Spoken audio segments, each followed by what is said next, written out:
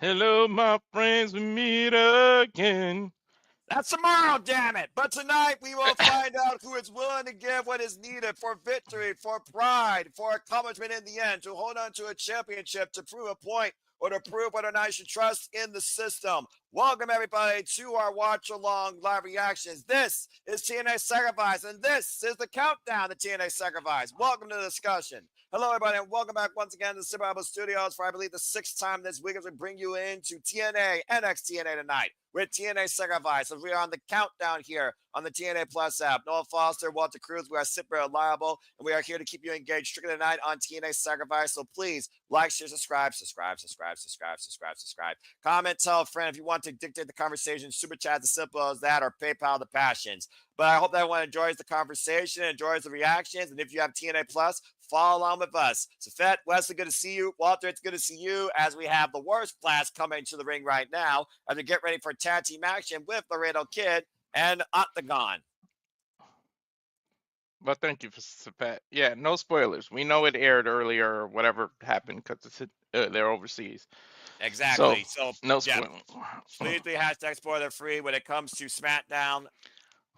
And again, we are strictly focusing on TNA, NXT, NA, if you will. This guy with a microphone. God, shut him up. All right. Well, we'll wait for what you call him, Walter. Who? Casey Navarro.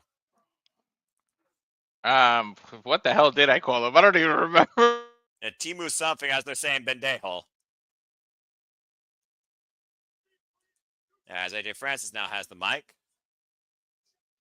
And he's Timu S.A. Rios. Timu S.A. Rios. There it is. I was waiting for that. I was wondering if you were going to figure that out.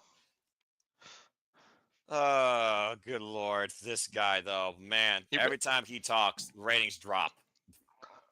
I hope it doesn't affect ours. Well, you know what? Everyone's going to have their own opinion. Boy, now, he's really quick, are you on the YouTube version or on the TNA Plus version? I'm on TNA Plus, but of course, we could follow along with Sacrifice with us up to the show with the countdown on all TNA social media platforms. Did he just say something about children here? I just want to make sure we're synced up. Let's see what he says here. Give me a second. Find this show called Sacrifice. Based Casey and myself. Let me know when he says. I'd sacrifice our own lives than live here. Yeah. Okay, that's what he just said on mine. So okay. All right, so we're pretty good. Money, money, money. Oh, good grief. That line's been dead since Shane McMahon tore his quad. When did AJ turn into Ted DiBiase? That's an insult to the $1 Million Man. Well, this guy's not even worthy of being called $1,000 man. The feeling is mutual, AJ Francis.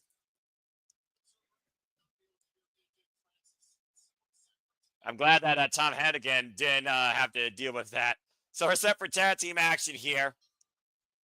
And a great crowd on hand. Expected another sold-out capacity audience as we are in El Paso, Texas tonight for Sacrifice.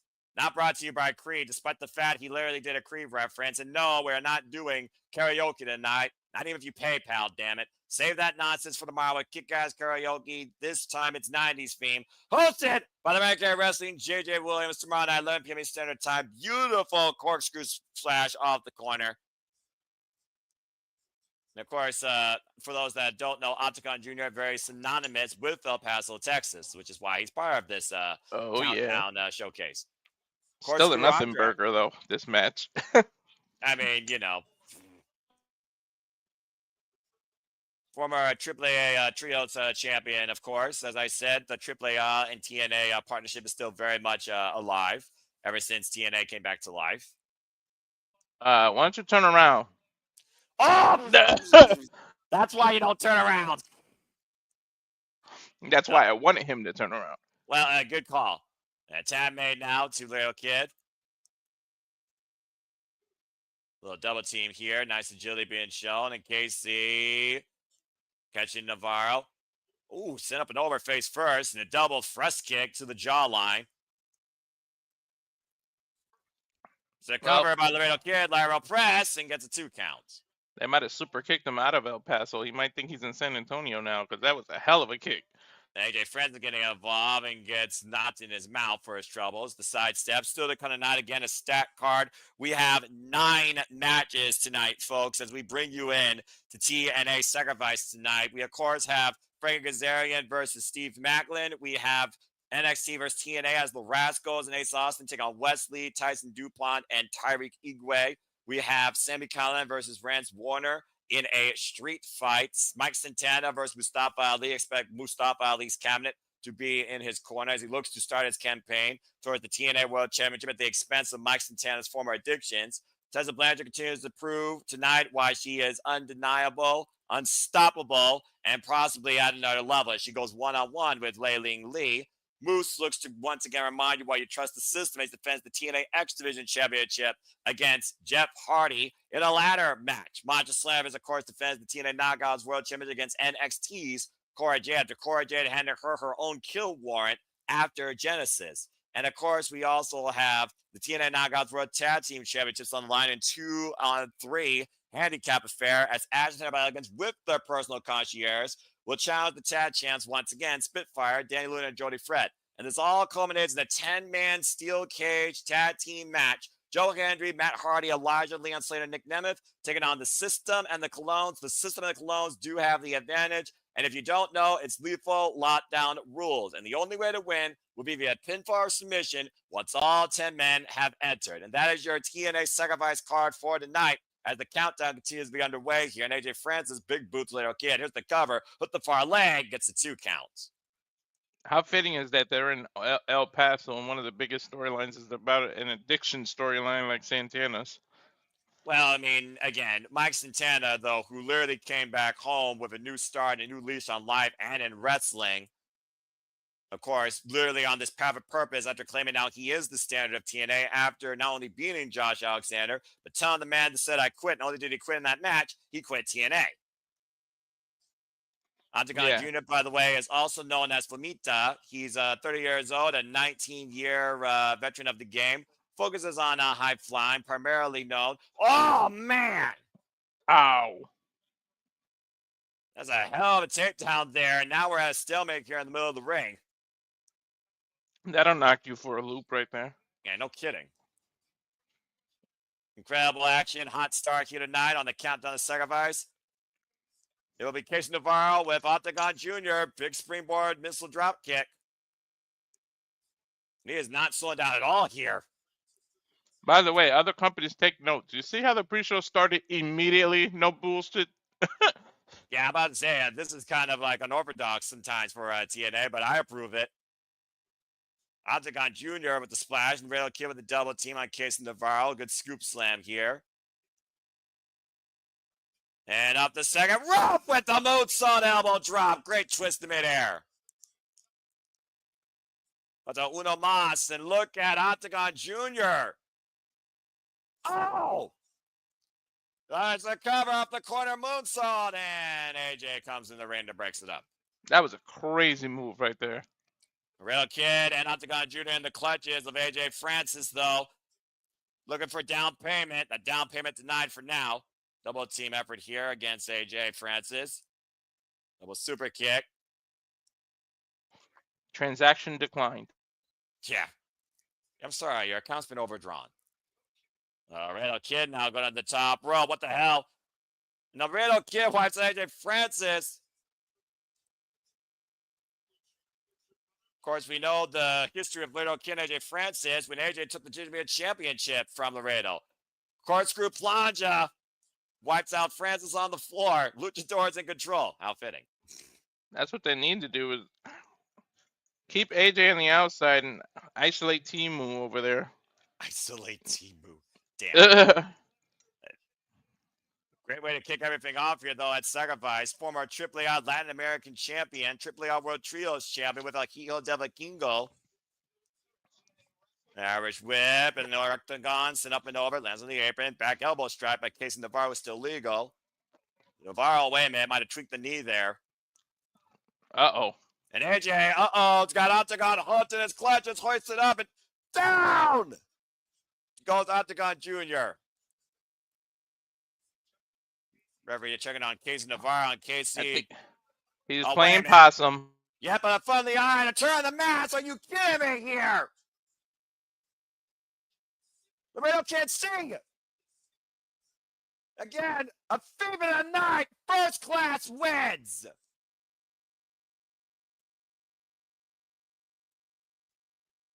Well, I have to admit, I don't think I've ever seen that. Somebody twist the mask so you can't see.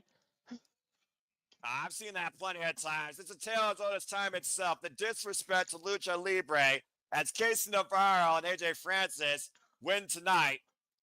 I've seen people pull the mask off and where they put their hands over their face because they don't want to be seen, but not twist the mask. Well, again, you know from the eye, and either way, he couldn't see before, and Casey Navarro just turned the mask for insurance. Well, 1 for 1 so far. Yeah, I let my freaking logic overrule my heart. I picked them too, but I still hate them. They're still the worst tag team I've seen right now lately in the business. It should What's be not called the worst, no class. what's not the worst, though, and the absolute best as we try and now get ready for action here. Well, let's talk about some of the marquee matches here. Masha, Slamovich, Russian Diamond, the most lethal knockout in TNA. We're defending her TNA Knockouts World Championship later tonight against NXT's Cora Jade. Cora Jade, who crossed the line at Genesis and confronted the champion, saying that she's the most overhyped, that she's not the most dangerous. In a previous life, Elena Black was a deathmatch specialist, but Cora Jade has done jack diddly in NXT, especially after coming back from injury. After coming up short for the NXT Women's Championship in that fatal four-way at Vengeance Day, this may be Cora Jade's last chance to get a championship for a long time if she doesn't succeed tonight and smash Masha Slamovich. You know, technically speaking, while Tessa gets the glory, Cora owns a victory over Masha now as of last night. Technically speaking, she's not the one who got the cover, but in the rule books, it's gonna say her and Tessa got a victory over her. So, I mean, how does that psychologically play into Masha's mind? You know what I mean? Well, we've also seen Masha Slamovich when she's pissed, and we've also seen Masha unleash lethal combat in Bloodsport as well as a TNA ring. We've seen what Masha is willing to do when she's fighting from underneath. We haven't seen what Cora Jade's willing to do, though, when she's in that spot. She's going to be tested tonight. Definitely. Once we get a look at who is that? Is that Cora? Yeah, That's it is. Cora Jade arriving earlier today in El Paso, Texas, with the biggest chance in her young life. But can she do it against the lethal, dangerous, dominant Masha Slamovich, who's already smashed the likes of Rosemary and Savannah Evans since gaining that championship from Jordan Grace and beating her in 2 out of 3 falls? As we go backstage to Gia Miller. With the liaison, Miss NXTNA, Aliana Grace. Let's go ahead and hear what Miss NXTNA has to say. How are you feeling ahead of a historic night? She's asked. Versus the true spirit of competition. A couple athletes, both determined to prove they are the best. Cora Jade 17 has really stood out. Yeah, I agree. But Masha is the champion for a reason. Damn right. At least she gives her credit. And this is going to elevate the prestige of the Knockouts World Championship. And here's Tessa Blanchard. Here's Squidward. Neither one of those girls are on my level. The real story is me. Tomorrow I'm going to do what I always do. Oh! A la verga. Whoa! Hey, Walter, you want to talk more about that? How's that for a statement? Well, can't really translate it directly to English. It don't make sense, but yeah.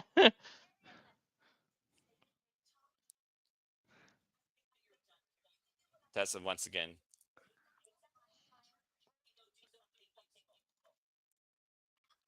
Told Ariana to go do something useful.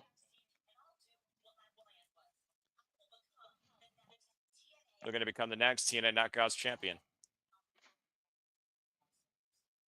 And she'll be right back on top. And that might literally be realistic future. Again, the disrespect. No respect to nobody at all. Thinks that she truly is above everybody else. She's more about herself than Charlotte Flair is, in my opinion. But again, it's still a marquee match ahead tonight here at TNA Sacrifice. Dwayne Atkinson, good to see you, my friend. I hope that you're doing well, and thank you once again for stopping by and tuning in. Good luck at predictions as well to the over 37 of you that are in tonight's TNA League predictions event. Let's go ahead and talk about the steel cage match again, Walter. 2 teams, 5 competitors. 2 competitors begin the match. The system have the advantage. After 2 minutes, the new competitor will enter the cage every 1 minute until all competitors are inside the cage, and the only way to win will be pinfall or submission. This is the first steel cage, lethal lockdown without a roof, match in TNA in the last 5 years.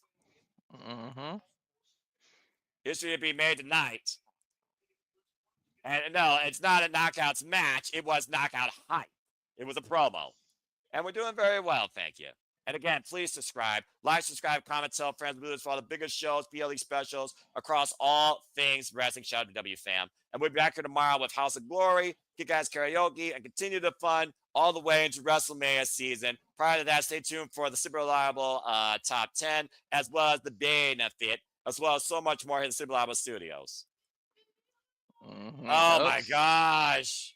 Here's the system. Do you want to know something?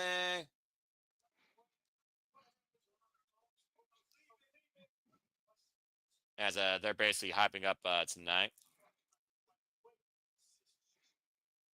Crushed by the way the system. Yeah, you translate this one, brother. You're going to be locked in a cage with 5 of the best wrestlers in the world. That's debatable. Yeah, about to say. What happens when the Colognes team up with the system? Something not cool. Yeah.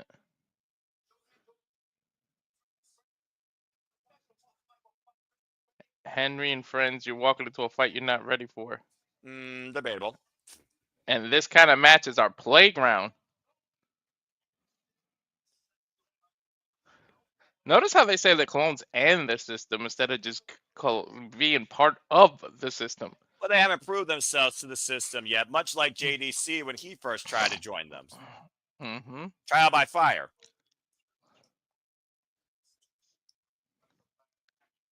Of course, we have Moose who will defend the X Championship in the ladder match. And of course, Jeff Hardy may be the master of ladder matches, but Moose is the face of the franchise.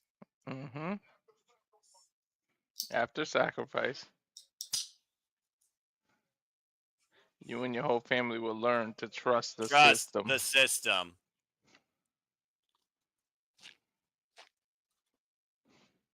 Cologne's the only 2 without the rings. They may earn their ring tonight. It certainly seems like a unified front. And again, they do have the advantage. So it definitely feels like that the system could work tonight. But we've also seen system flaws, system failures, system lapses. If there's ever a match you want an advantage, though, it's that kind of match. No kidding.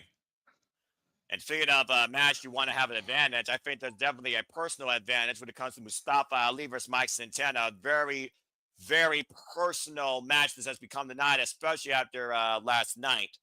For those that don't know, Mike Santana, former tag team specialist, LAX, EA Splash, former Prominent Power, returned home last year at Rebellion and has literally took on the system all on his own. He is undefeated in singles action and looks to be on a path of purpose towards the TNA World Championship. However, Mustafa Ali has returned here to start his own greater campaign towards the TNA World Championship, where he thinks TNA is on the precipice of greatness, but to be at that greatness, we need quality leadership. And it's not in Mike Santana, a man that still fights his former past, his former addictions, who is still an addict to this day. It is I who transcended the X Championship last year, and in me you can trust. And now Mustafa Ali goes one-on-one with Mike Santana.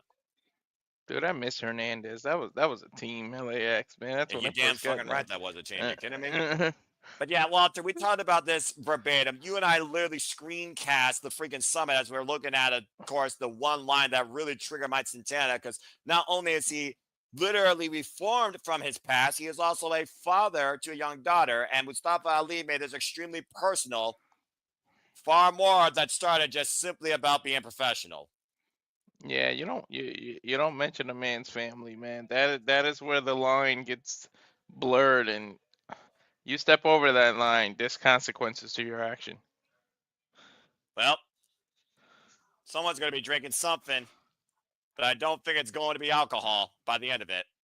Something. Sorry, TNA. It's all right. Again, I think Mustafa Ali really crossed the line in that segment last night. Well, TNA's used to crossing the line. What's going on here? What is this? Oh no, little brother Oh, little brother. Ryan Nemeth is at sacrifice. Why is he here when he's not supposed to be in action? Walter, it's up to you if you want to say this because you already know what he's going to say. My big brother. Oh my gosh.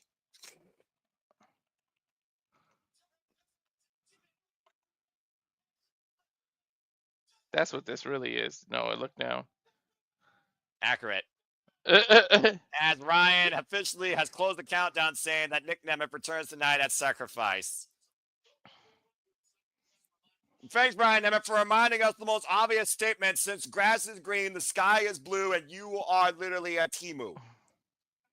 What the hell? Well, anyway, I guess everyone needs a reminder 24 different ways for the most obvious statement on the planet. But yes, Nick Nemeth will be a part of the 10-man steel cage tag team match. Of course, we saw the system and the Colognes and how they are pretty much a united front. Let's go ahead and talk about how the Colognes came about because some people may not know that the Colognes came into TNA. They interrupted Joe Hendry and Elijah. You might recognize him better as Elias in a former life when there was a concert. The Colognes said, we look to join the system to take over TNA, to show that the Colognes are TNA wrestling. It's better to work together than work against you. Of course, the Colognes trying to make a statement at the expense of the TNA World Championship and Elijah and failed to do so in tag team action. But we have seen the Colognes back up the system to the point the system did beat the Hardys Leon Slater in trios action, which led to this announcement by Santana Marella to turn this to a steel cage match to contain all this chaos. Something tells me nothing's going to be contained inside that cage. And we literally were live. Go back on demand and watch that. We were live when the Colognes made their debut. That was the most out of left field thing ever. I mean, that's saying something for 2025. I mean, let's be honest here, bro. Yeah, but at least like seeing the heel turn, you called it. You saw it coming. A couple of things we saw coming, but not Elijah and the Colognes showing up in TNA. True that. And of course, Matt Hardy told Nick Nemeth that we want you to be our partner, while Ryan Nemeth was rejected, but Ryan Nemeth claimed it took the contractually obligated rematch of Nick Nemeth last night against Joe Hendry for the TNA World Championship, so jury's out on that as well. Again, no one trusts him, no one likes him. He happened to have been in the room. Right. Just, call like it is, but literally tell it to his face. Let's also keep in mind here, Walter, it was last night the system won the advantage after Eddie Edwards beat Leon Slater. That's right. Last night, advantage. And like I said, this kind of match is the kind of match you really want the advantage of. And again, we are moments away from sacrifice, just a little bit over 5 minutes. And again, we ran down the card. We're going to give it to you one more time here via Tom Hannigan, Matthew Waywat, the TNA correspondent. Again, there's the X Division Championship, the TNA Knockouts World Tag Team Championships, and the TNA Knockouts Championships on the line. A lot of grudges to be settled, some chapters to finally close, some points to be proven, and we'll truly see who's willing to sacrifice the most. And we also have this ridiculous street fight, as you're basically flashing out the Gravis one more time here as they're doing the same thing in a different order, but that's fine because I already said it before, but I'll say it again. We have 9 matches here tonight, folks, on this main card, and what's sure to be quite another special TNA episode tonight, where TNA always does everything different. They are the alternative. So buckle up and enjoy the ride. This is their sacrifice, and we are mere minutes away from getting this started. If you want to follow up with us live with the show, become a subscriber today to TNA Plus, $9.99. You haven't seen anything until you see everything. And trust me, it's a service that I do really personally encourage people to invest in. I don't encourage people to invest in this, though. This friggin' TNA Knockouts World Tag Team Championship match where Spitfire once again have to deal with Ash and Heather ignorance. But this time, the personal concierge has to come into action. Oh my Wait, god. wait, hold that thought. What the hell? Is the street fight starting early? Like the Sami and Vance Warner have not been able to be separated from each other since Vance Warner showed up in TNA. I don't think this is official yet. No, it's just starting before they need to start. Maybe this is the opening bout. You think those Southern Psychopath and Death Machine give a damn? No. Oh, man. Vince Warner getting out of the way of a trash can lid to the face. Swing and a miss. Might as well ring the bell and start the pay-per-view, no? I mean, they're in the impact zone. They're around ringside. We're just missing a referee. And there's Steph the Lander still holding the Digital Media Championship hostage after divorce with PCO. I do like those Wonder Woman boots on her, though. And it looks like we do have a referee inside the ring, so I believe this will be what kicks things off here tonight. Now I forget. It's a fight. Yeah. Does this switch automatically, or we got to log back out and back in? I have no idea. I'm on TNA Plus, and I literally clicked it. So I guess we'll find out here in a moment as Sami's bringing out all the plunder. Jeez, they're not fucking around today. They haven't literally let up the fucking around with each other since. Oh my god, that caught him in the jaw. Since Vance Warner literally assaulted Sami Callihan, we learned 23. It's not just a number; it's the former GCW Heavyweight Champion. I mean TNA in general. I mean they kicked it off and just kept it going. Well, I mean, fuck it. I mean, let's get over sacrifice. Let's just go ahead and start it now. Right? We're 2 minutes away. Who needs the cold open? Just let the two beat the shit out of each other. Fuck it. Why not? I mean, we're 2 minutes till sacrifice, so I guess it's better than a video opener, in my opinion, or someone singing the national anthem. Sacrifice is 90 seconds away to be exact if you got the counter. Yeah, I see 1 minute, 26, 25. That's a good way to sync up 24, 23. Yeah, literally, you're right, perfect with me. Oh, the knife edge chop by Sami Callihan. I mean, no one's going to stop these two men from doing whatever the hell they want to each other tonight, all right? They literally are going to let them destroy each other. Oh! Sidestep, Callihan face first in the trash can. He's up in the corner. Good grief. Hey, what's a trash can without its lid? Here we go. Again, Vance Warner trying to make a name for himself here in TNA against, of all people, the former TNA World Champion and probably the most dangerous man in TNA, Sami Callihan. What happens when you put a Southern Psychopath and a freaking Death Machine in a street fight? Chaos. Accurate. A sacrifice. What's the sacrifice here? Blood. Years of their career can be sacrificed right now. I mean, if you're in GCW, you already know the risk you're taking. Now, Vance Warner right now trying to literally hang Sami Callihan, choke him out with a steel chain. And it's perfectly legal. Oh! And so that trash can to the spine. And to the tailbone. Ah. And we ran out of time here on the countdown, so we are supposed to automatically switch to the power bomb for the table. Well. What? That's a way to break into the sacrifice. You know what? I'm friggin' approve. Why the fuck not? Break is the key word. An error occurred. Put the man's spine. I think we do have to switch into it. Because yeah. It gave me that freaking error occurred. It gave it to me too. It told me to reload. Yeah, I'm about to say, I don't think they expected this. And we're back here with Sami Callihan and Vance Warner. Welcome to Sacrifice, folks. Again, we'll see tonight who's willing to give what's needed for victory, for a statement, to prove a point. This is TNA Sacrifice. Hello, everybody. Noel Foster, Walter Cruz. We are Simon Liable. Welcome to Simon Studios. We are coming TNA Sacrifice here. NXTNA, courtesy of TNA Plus. Please like, subscribe, comment, tell a friend. If you want to dictate the conversation, super chat, PayPal the passions. Definitely subscribe to this man. Simple as that. Walter, we have not literally let off here, and Sami Callihan is about to give Vance Warner a vicious... Is that a paper cut? Ah! Yeah, that's exactly what that is! God! That hurts like a mofo, bro. Ah. That's a poster paper, by the way, not a regular piece of paper. That's laminated. Dude, I don't think I've ever seen anybody do that. They gave him a paper cut with a poster in a wrestling match. I've seen it all. Ah! If you ever been cut Oh, by paper, you know that's a pain in the ass. Oh no. oh, no. Callihan brings it on, cutting the lips across Vance Warner with the poster. Ow. Ow. Ow. Ow. Holy shit indeed. This is typical behavior when Sami Callihan is in his element. You should not be surprised. Mm-hmm. I can't believe we officially literally kicked into sacrifice beforehand with a The freaking worst, match. the worst thing to do is give a psychopath no rules. Well, how about 2 psychopaths? Luber catches driver. Wait a minute, Vance Warner. Oh, the choke slam of Sami Callihan for the trash can. Vicious counter.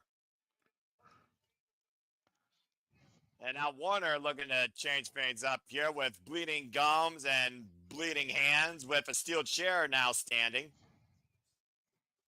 Blood in the opening match. What are we, again, 3 minutes every into week- the official pay-per-view? Yeah, every week we've literally seen Vance Warner and Sami Callihan assault each other everywhere, every way possible. And now it's legal. Oh, wait a minute. Both these men jogging for position, a suplex. Someone's about to get some extreme chiropractic. Now, Sami and Vance Warner just trading rights. This is the most wrestling I've seen so far from this match. This is what happens when you let a lion out of its cage. What's the other creature then in here? Oh, drop toe throws first into the top of the chair. Ah, come on, man. After what happened with Javon and Ethan, I don't need some more chair spots. Look, there's no provocation. There's no rules, dude. Anything goes.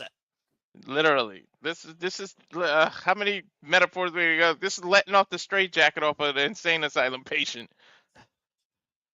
Again, Steph DeLander watching on this chaos. No, he has a staple gun. No.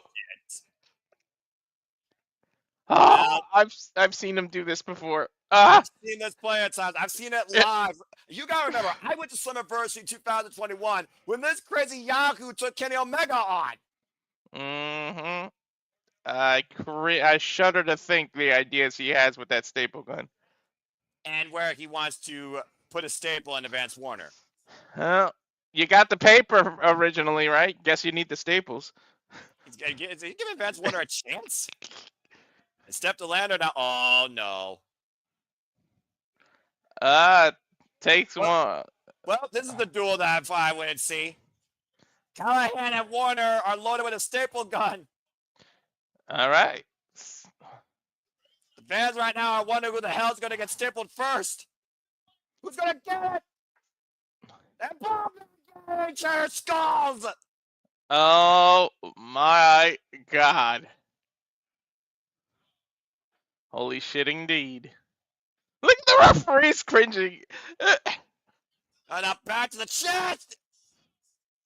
To Vance Warner and the arm of Sami Callihan. Ow.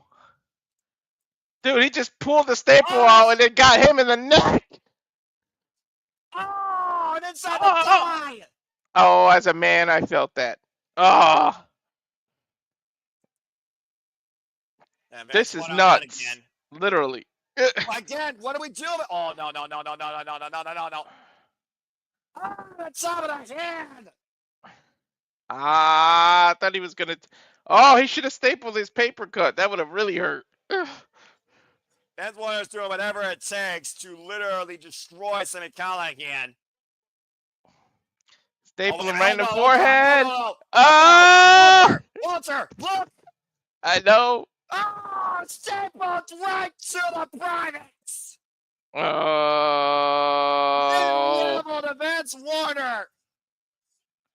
They are nose to nose or forehead to forehead on the ground now. It's a staple shootout at Sacrifice. Want to stay? Oh, he's gonna staple his lip. No. He's got his tongue, dude. He's got his tongue. No. Look at Sami. He's gonna staple it to the turnbuckle. He stapled his tongue to the turnbuckle. What the fuck? There's gotta be some sense of rhyme or reason. Crushing him in the corner with the splash. Now hoisting him up in the fireman's carry. Noah, I don't think Driver on the chair. either one of these two can be rhymed or reasoned with. Kick out at 2. I don't think you can rhyme or reason with either one of these two, Noah.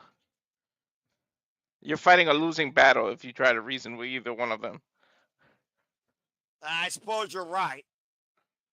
It's the fact that Vance Warner actually survived that doesn't surprise me either.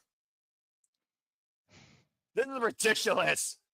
Yeah, I don't know about awesome. It's ridiculous what it is. Look, I like violence. I got done watching Crazy Fest. You want to talk about extreme pay-per-view, dude? Go watch that from New Japan Pro Wrestling. I'm just going to tell you right now, this one crazy shit went down there. I watched Suzuki and Ryo Yamashita literally tear flesh off each other. I saw a live tube death match, all right? But this is ridiculous. Stapling a man's tongue to a turnbuckle is not even something I've seen in Japan. We saw Taipan, for Pete's sake, at Revolution with Tony Storm and Mariah May. I'm just saying, what the hell What is Steph giving him? A screwdriver. Screwdriver. Oh, Lord. Again, it's entirely legal, folks. Believe it or not, this is entirely legal.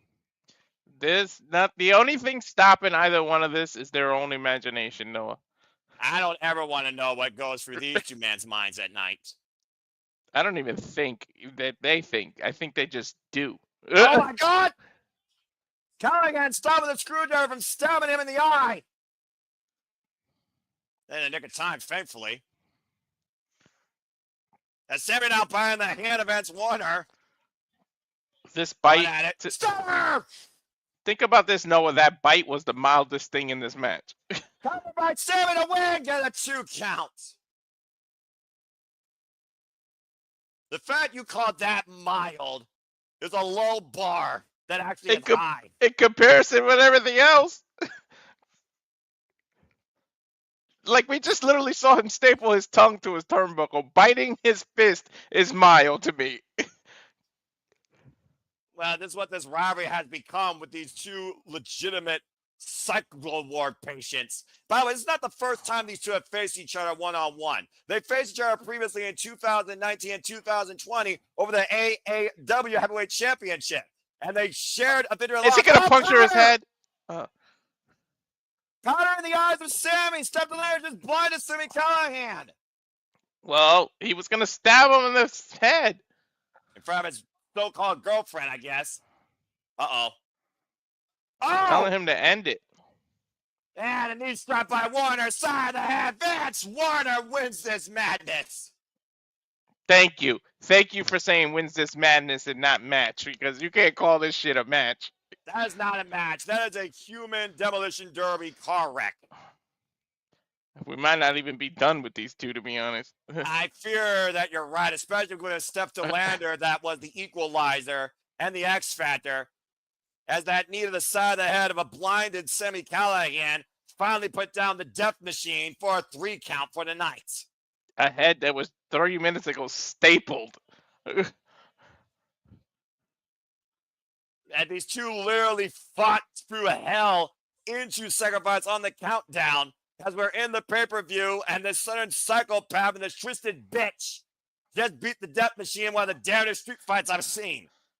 Steph probably brings the craziness even more out of him.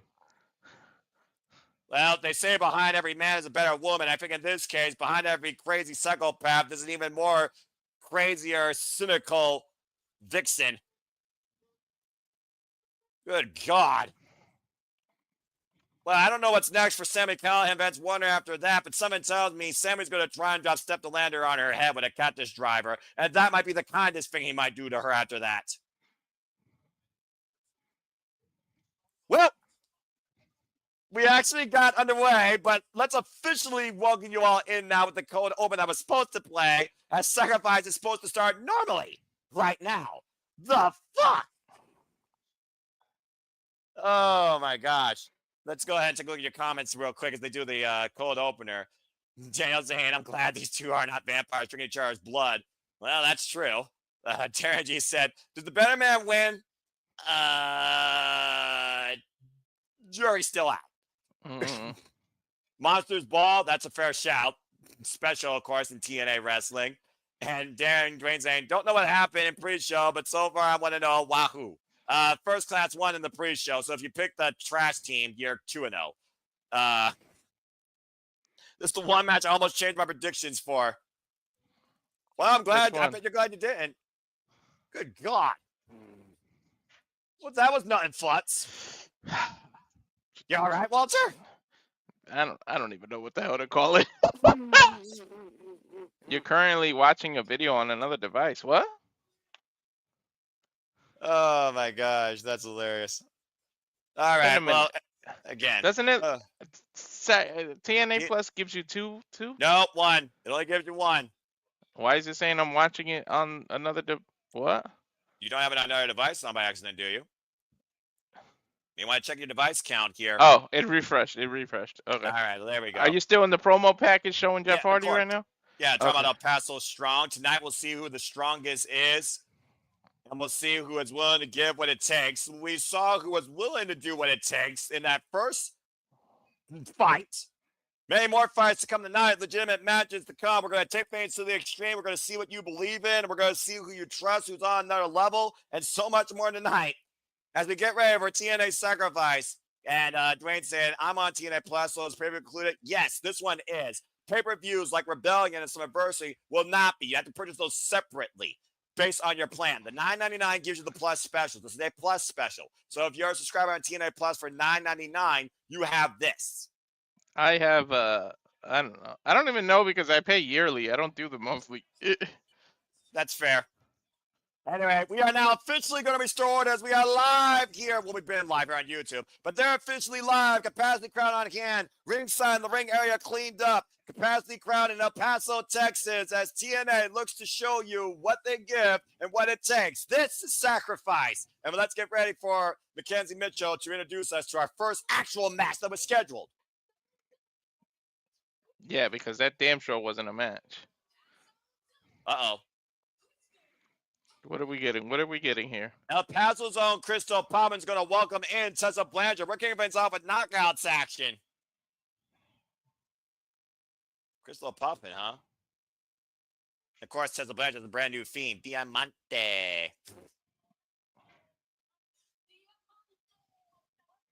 Who the hell is this? Is this the person that does her theme? Probably. She's from El Paso.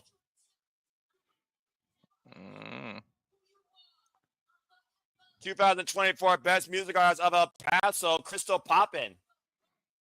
Must have not been allowed a competition.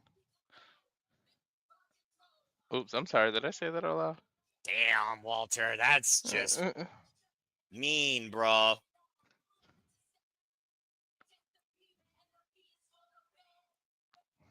I like our other Fiend better, though. Not going to lie. My ears just made a sacrifice. Shit.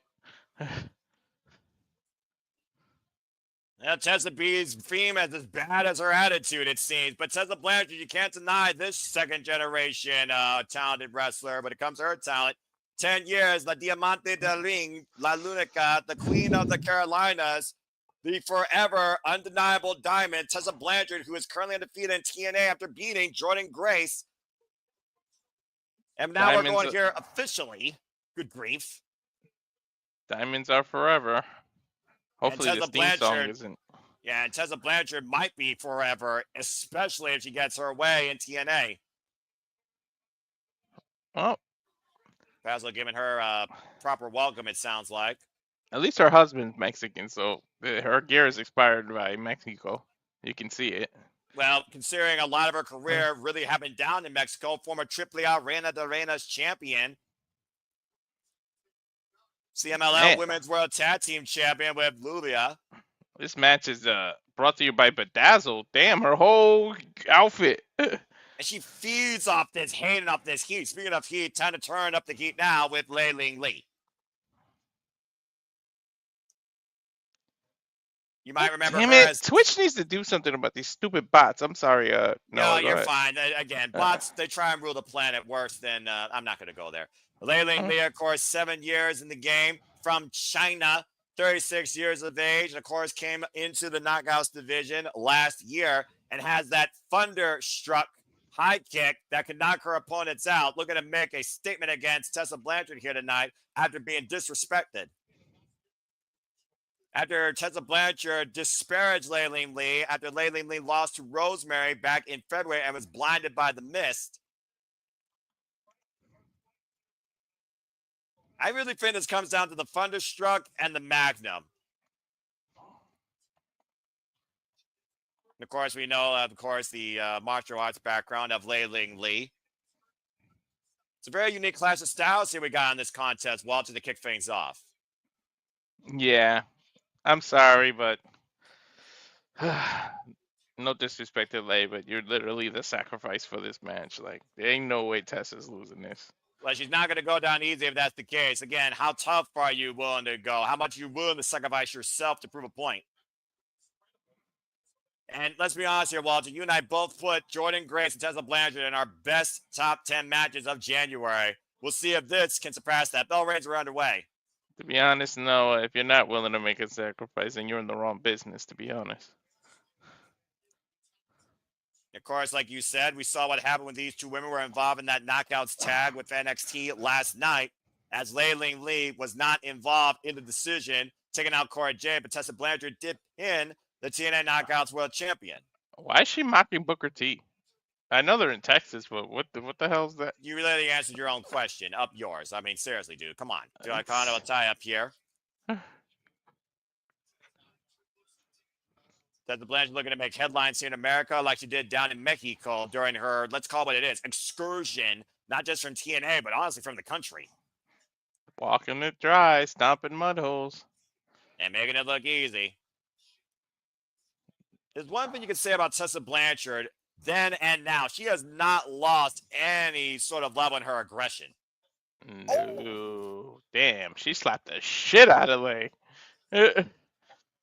But did that just piss Lee off? Possibly. And to your point, this is the fourth match Tessa Blanchard's had in TNA since returning. Ah. Oh, my. Those are some chops for you. Yeah, overhand palm strikes. And right to the collarbone there. And Layling Lee set up and over. Lands on the apron. Nice shoulder block there by Layling Lee. Now looking to go up and over Tessa Blanchard. Waist lock. Big German suplex. Ooh, release German suplex. Again, never underestimate somebody driven by rage. I should know. It's my name. Yeah, about to say, dude, practice what you preach or what you market. It looks like Layling Lee's working the spine, the upper shoulder and neck of Tessa Blanchard here. Nice. Oh, a release Northern Light suplex. Usually they turn that into a pinning combination. And again, focus attack on the shoulders, the neck. Here's the cover, hook on the far leg. That's a 2 count. This would be huge. Yeah. I know that we write off it because of this, status quo per se. But it is one of those things where we can see an upset happen. All it takes is 3 seconds. Now Tessa literally begging off Layling Lee. Oh, and then pulled her out of the ring. Sending Layling Lee to the outside. What's up, Matt? Matt, good to see you. Always appreciate your support. Appreciate all y'all's support. And again, if it's your first time, please subscribe. Especially at Rage of Wrestling. Yeah, there's 17 of you watching. If you haven't subscribed to Rage of Wrestling, please do. And please do, because we need to get me to 200 so I can go to WrestleMania next year in New Orleans for an entire month and bring someone from the Simply Reliable Studios with me, which means you're gonna get joined videos. Like, we're gonna do some content out there. Oh man! And using the middle rope to our advantage, literally pulling Layling Lee into it, and the whiplash effect, hard landing on the floor. Bounced off the floor on impact, pun intended. That was more than a hard landing. Oof. Bates first in the ring post. Again, this is the beginning of Sacrifice, despite the ridiculous street fight we started with. So was the street fight technically part of the pre-show? Technically, it started that way, so I would count it. And sending Layling Lee back inside the ring as they once again run down the match card again, folks. So much more to come here tonight. Now, Tessa Blanchard, here's the cover. Middle of the ring, with the far leg. It's a 2 count. Cover again, lateral press, forearm across the face, by the way. Gets another 2 count. And the one flaw with Tessa Blanchard, despite her being a diamond that's unbreakable, Walter, it's definitely her temper. Oh, yeah. The hot-tempered. That's an understatement. Just literally shoving Lei Ling Lee and standing over her. Boy, does that pose look familiar. I mean, that B stands for Blanchard, but it can stand for something else because we know what she acts like sometimes. This is also accurate. Someone would say the same thing about a certain blonde in WWE that's going to WrestleMania. Mhm. Well, I mean, Blanchard and a Flair, so you got to keep them in the same sentence, right? The legendary legacies of families, four horsemen, for those that know their pedigree of history of wrestling. Just saying, you're not wrong. I don't think Stop the wearing ring could handle those two going one-on-one because I don't think neither woman would stop until they destroy one another. Tessa Blanchard, again, just literally raising the ire of all of El Paso, Texas. I don't think their egos can take it. The ring, no arena could fit both their egos. Count of 4 here by the official. And of course, we have a count of 10, so they get back in the ring, so you can do plenty of damage. Working on her back. And this is what's going to allow Tessa Blanchard to really set up Lei Ling Lee for that buzzsaw DDT or that Magnum. Telling the crowd to cry her a river here. Yeah, where have I heard that before? Lei Ling Lee holding on to the top rope. We know Lei Ling Lee's fought so hard her whole life. Big right hand there by Tessa Blanchard, though. And Lei Ling Lee thrown off. Lei Ling, wait, sunset flip, trying to take Tessa down. Tessa went for the stomp. Lei Ling almost got it. Schoolgirl, cover, roll up. 2 count. Ooh, kicked her out of the knee. Stomp of the hand. Drop kick. Sorry. Offense there by Tessa Blanchard. Here's a cover with the far leg. Gets a 2 count again. Gotta be aware of ring awareness. She was way too close to the ropes, even though she actually kicked out. And much to the chagrin of Tessa Blanchard here. And Tessa right now looking to wear down Lei Ling Lee in a sleeper hold. We saw the disrespect, of course, that Tessa gave to the liaison of NXT NA, Ariana Grace, saying, take your smile, go do something useful somewhere else. Saying that nobody can touch her, no one can control her, and no one's on her level. Oh, man, she's adding elbows while she's a sleeper, so adding pressure to the shoulder and choking. To think that her last match before coming back to TNA in TNA was back in March 7th, 2020, before the world shut down practically. And it was the effort against the North for the TNA Tag Team Championships.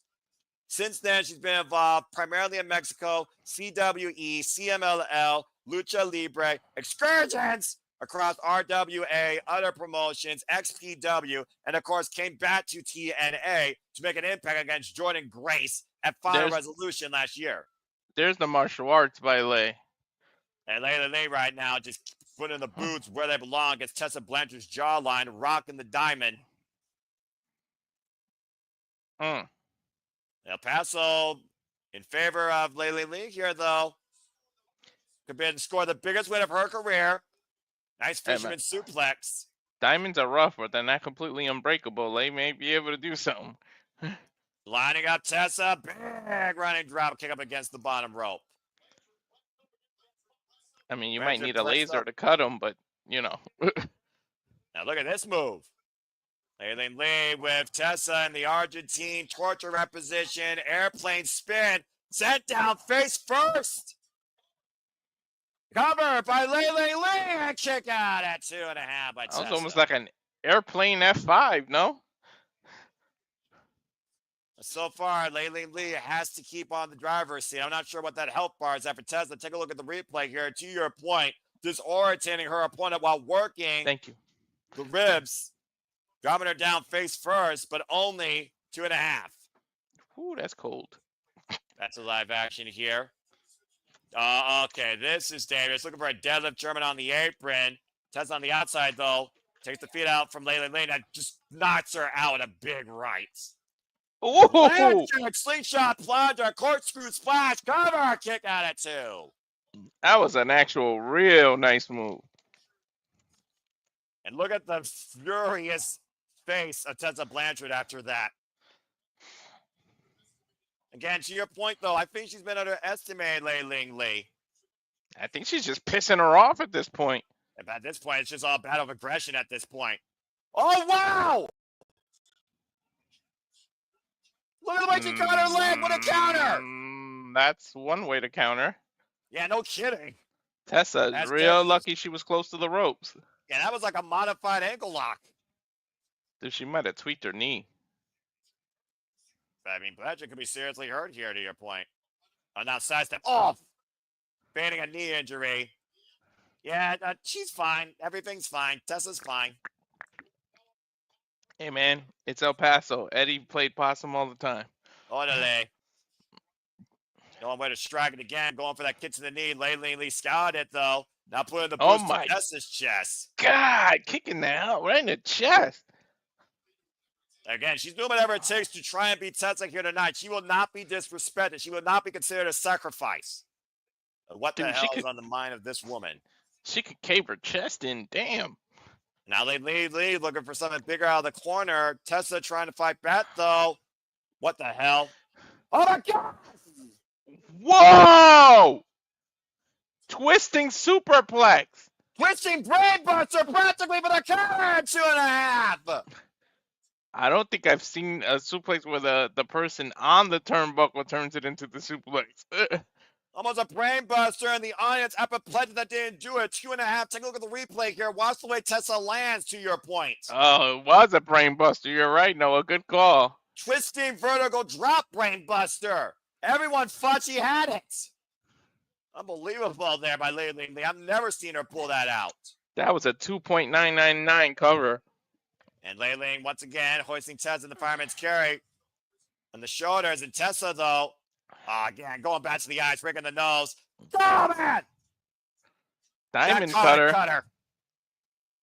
We might as well call it a diamond cutter. She's known as a diamond, so. And you know what she's looking for now? Looking towards the top turnbuckle. The diving double knee face buster that granted her the TNA World and Knockouts Championships, the Magnum! She got it, too, all of it. Good night, Lei Ling. That is undeniable win for Tessa Blanchard. You could have counted to 15 at that time, Noah. Give Tessa a moment, and she will capitalize on it. Dude, to her credit, she had to jump half across the ring. Look at the distance. Look at the replay. Yeah, incredible agility shown here by Tessa Blanchard. Again, you don't have to like the attitude, but you cannot deny the pedigree of talent that Tessa is in that ring. Oh, no. There's no denying that. And now you got to wonder, Tessa Blanchard has nothing standing in her way, becoming the next TNA Knockouts World Champion. Mm-hmm. So call her what you want, but there's no denying her ability. I'm sorry. No, again. And still the kind of night, of course, my sons will defend the TNA Knockouts World Championship against Cora Jade of NXT. Good grief. As we go backstage with Gia Miller and the opposition to the system, Joe Hendry and company. Look at the amount of titles in there. The amount of championships. You think about Nick Nemeth.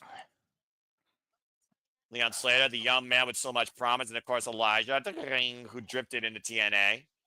Jeff is looking to add a second title on the other shoulder. He's getting one half of the tag team titles, but at the end of the night, he could be carrying the X Division Championship, Noah. That's a good point, considering they did beat Fraxium on Tuesday Night Roadblock. I didn't think about that. That's a good point. And we know how Jeff Hardy is when it comes to a ladder match. He does take it to the extreme, but he's also been very successful in them. He previously won and defended his TNA World Championship in it. But it's good to have Nick Nemeth, the wanted man, back as well. He's going heel. I'm telling you guys. I could feel it. He's literally inches away from that TNA title, too. You know that's still going on in his head that Henry beat him. But does he know that Ryan Nemeth might have literally used this opportunity? He's just going to have to earn it again, I guess, right? First time, by the way, Nick Nemeth is with Elijah also. Let's put that in perspective. What product does he put in that beer? That shit is shiny. I'm sure he's a whiskey man, if I had to guess. It's the young one. Yeah, the young OG from the UK, Leon Slater, that has been endorsed by the Hardys with so much promise after the Hardys, Leon Slater, beat the system in trios action a few weeks ago. And that was Jeff Hardy's second pinfall on Moose. You told me that we wouldn't get Moose and Oba, and I kept begging for it. I'm waiting for Slater Evans. That crossover needs to happen. It's all good. No, I'm just saying, if that happens, there needs to be like there's springs in the ring at that point. If those two go 1-on-1,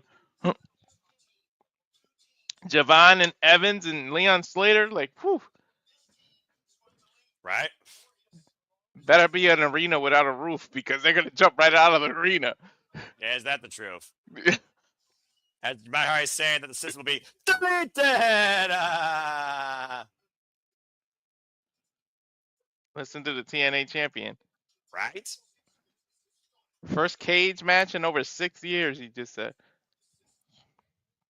And again, it's not Lethal Lockdown, despite the fact it literally has the rules of a Lethal Lockdown match. When we beat them in El Paso, Texas tonight, because we believe. We believe. I believe. They believe.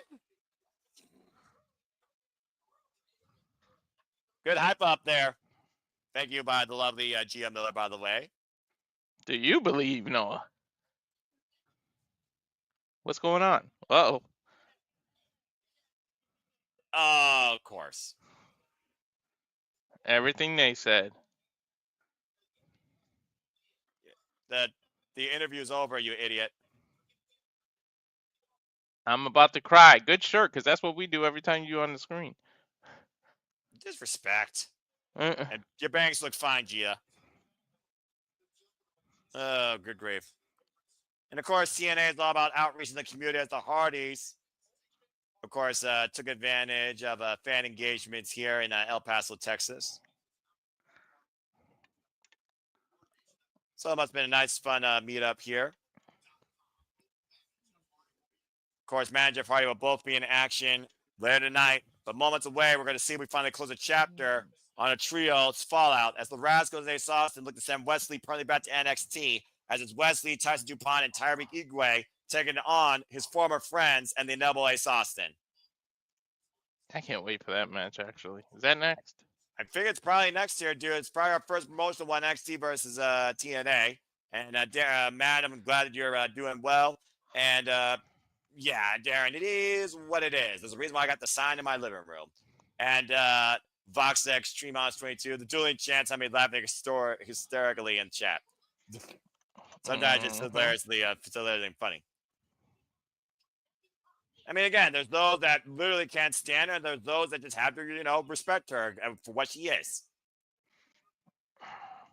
Well, time to see another group of talent across the line here once again. What's been the story of 2025. Here's NXT Wesley and his Rascalz looking to literally humiliate and end this relationship once and for all with his former friends.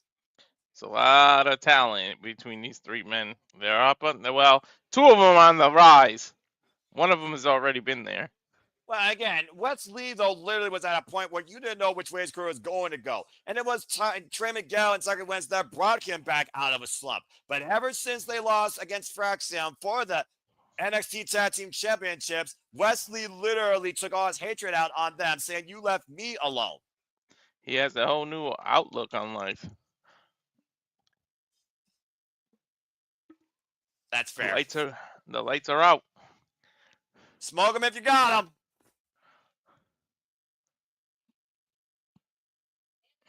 Here come the former TNA Tag Team Champions. Zachary Wentz. 419 represent. Trey Miguel.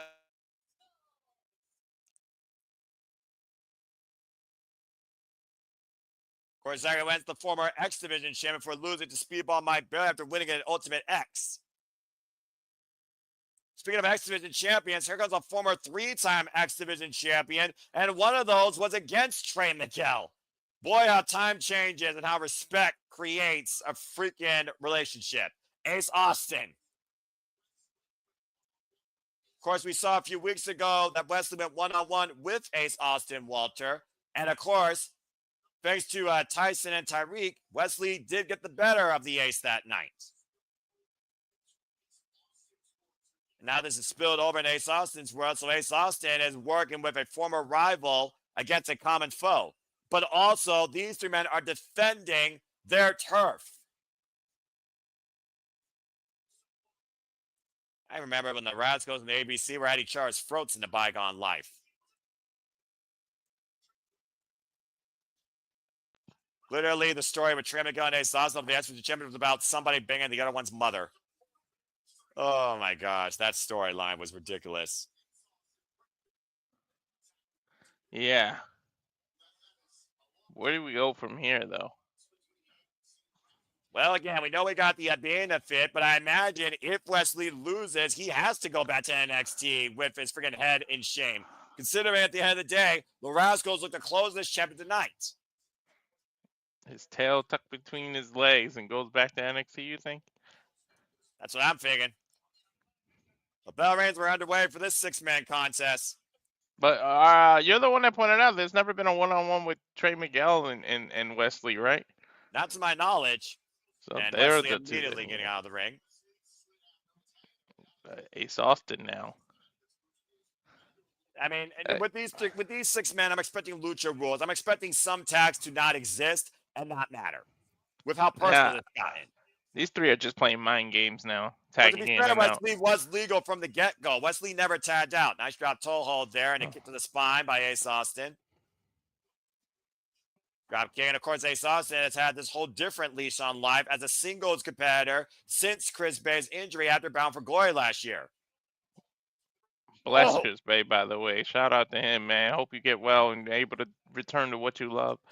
Hey, all he needs is one shot. If you know, you know. And we know that he is standing upright, so never think that anything's impossible. Speaking of one shot, look at that punch. Ow! Good grief. Trey Miguel right now getting involved with Tyson. It's the true definition of speed versus power right here. Dagger feint kick caught, though. Speaking of power? The power of this man. Good grief. Whoa, and great countermeasure there. A 619 into a powerbomb into an over-the-top rope Frankensteiner. What the hell? How's that for a counterbalance of agility versus strength? Now Zachary Wentz out of the corner. Take over to Harris to Tyriek. The near 300-pounder, by the way, to your point. Yeah, about, what, 292? Out of the corner. That was beautiful. Corkscrew moonsault, and it gets a 2 count. Dude, I couldn't even keep track of who was actually legal for a second. I think the referee lost track. But if I remember correctly, it is Ace Austin and Wesley, as the Rascalz and Ace Austin might be looking for a penetration synergy. Oh, they got caught. This is why Wesley has these two in his corner. Tyriek and Tyson were able to fend off the Rascalz topes, while Ace Austin wiped out Wesley. But now Ace Austin's in a handicap. Right off the world. Get to the side of the head. Rising knee stripe. But Wesley, though, from behind, drives a shoulder first with the steel ring steps. He was holding his own, but he made a mistake by turning his back on Wesley. You don't take your eyes off of Wesley. Well, you also don't have eyes in the back of your head, especially when you're dealing with two men, other men. That's fair.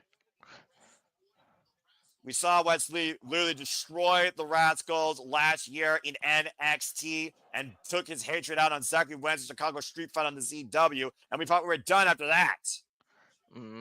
Now we go back into the ring now. A tag made. Tyson and Tyriek working together here. Whoa! Nice. A twisting elbow?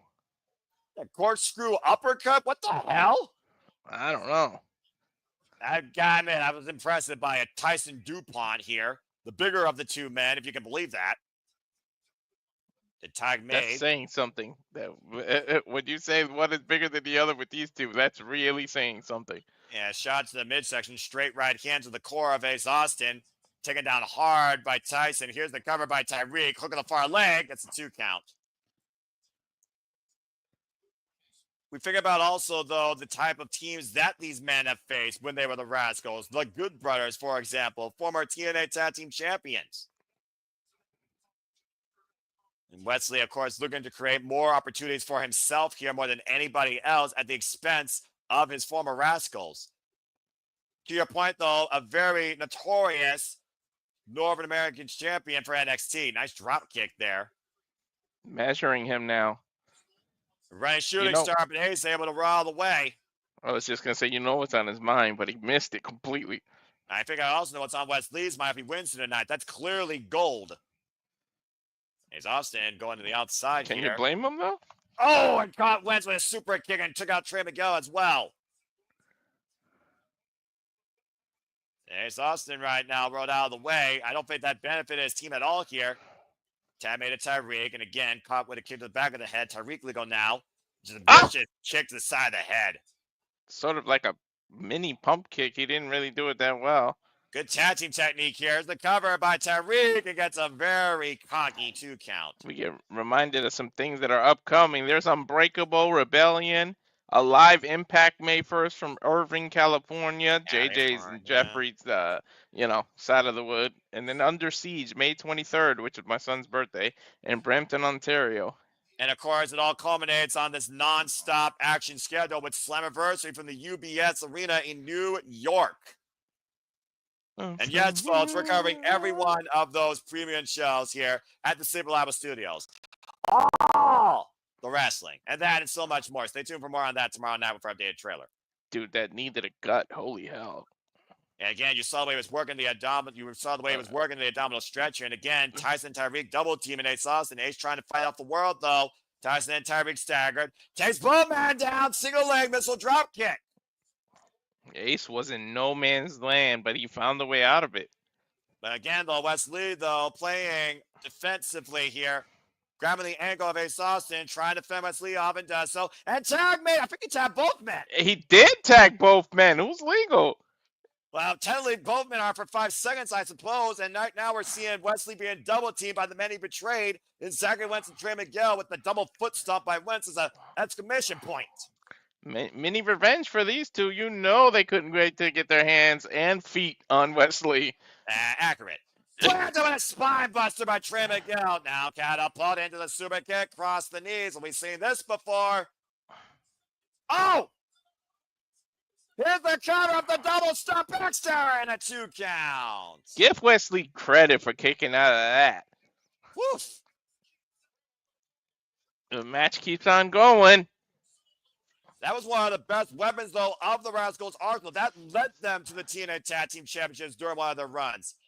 Oh, moonsault, crash and burn there. As Wentz was put out of the way, they were looking for that hot shot flame. But Wentz was dragged out. Great awareness by Tyson and Tyriek. Now Wesley isolating Trey. There's the tag made to Tyriek, I believe.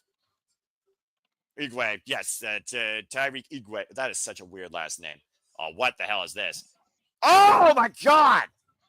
Double stomp in the back of the head. Almost a knee drop, I think. And now Tyson Dupont's in legal. Look at the power. Good God!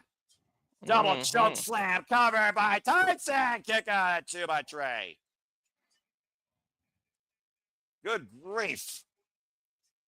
And again, if you haven't already, please subscribe to Rage of Wrestling. And stay tuned when we level up with gaming content. Maybe based on our mood, even after tonight. And right now, Trey Miguel trying to fend off the world, as we saw earlier. Talking about Chris Bay. Please support Chris Bay. Scan the QR code on your screen if you're watching live. Show your love for the man with the art of finesse. Pop-up power slam by Tyson. And spring. Knee strike got Tyson, though. The running knees, though. Wesley wiped out Wentz. Everybody's literally is wiping everybody out. Lucha, this is literally Lucha rules at this point. As Ace Austin, though, able to roll, find his foot on the apron, catch it with a forearm. Wesley and Ace Austin right now fighting it out. Uh-oh. Ace Austin, what the hell? Oh, no. And Edge with the dead lift, German! But that's like, oh, man. And Wesley able to escape. Avoiding catastrophe. Escape. That's one way to avoid it. Down goes Igwe. Ace Austin. Big PK by Wentz to Tyson. And again, butt kick. Oh, dude, man.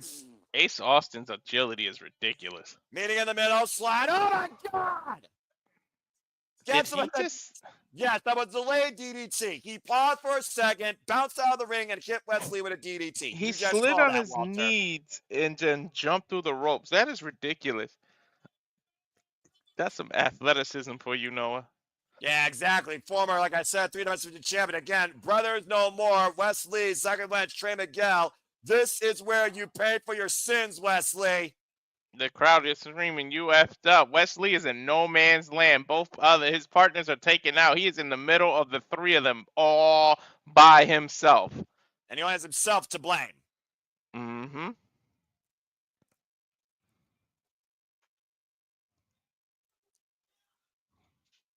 He's even jaw-jacking him. Oh, scorpion kick. Get right to the face. The phone! Into a lightning spiral. And look out! Ooh, Tyson and Tyriek with a double topes by Ace and Trey. And look who's legal. Wentz to the top rope. he got all of it too. All of it. Spinal tap. AJ Styles. Phenomenal win by the Rascalz and Ace Austin.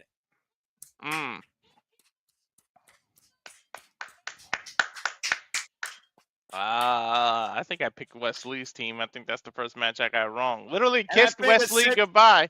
Yeah, like they said, tonight they close a chapter in this friendship gone awry. Wesley, see you never again. Go back to NXT. Wait, look at Trey Miguel's reaction though, Noah. Did you see that before they went to the replay? It's a bittersweet feeling for him, you gotta think. Well, of course. I mean, literally, like I said in a previous live, Trey Miguel, Sucker Wentz, and Desmond Xavier, they were smoking it up in the treehouse and going after TNA Tag Team Gold, having the time of their lives with the likes of RVD and Matt Riddle, and now it's all for naught. It's all over.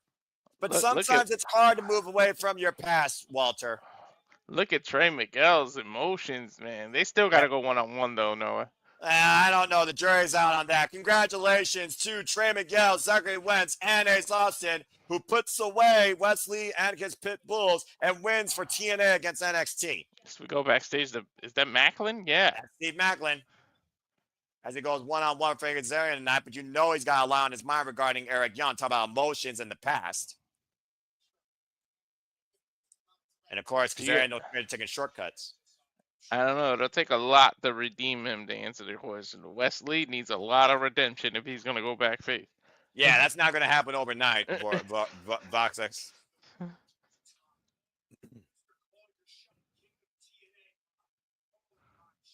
Steve Macklin saying he's calling his shot.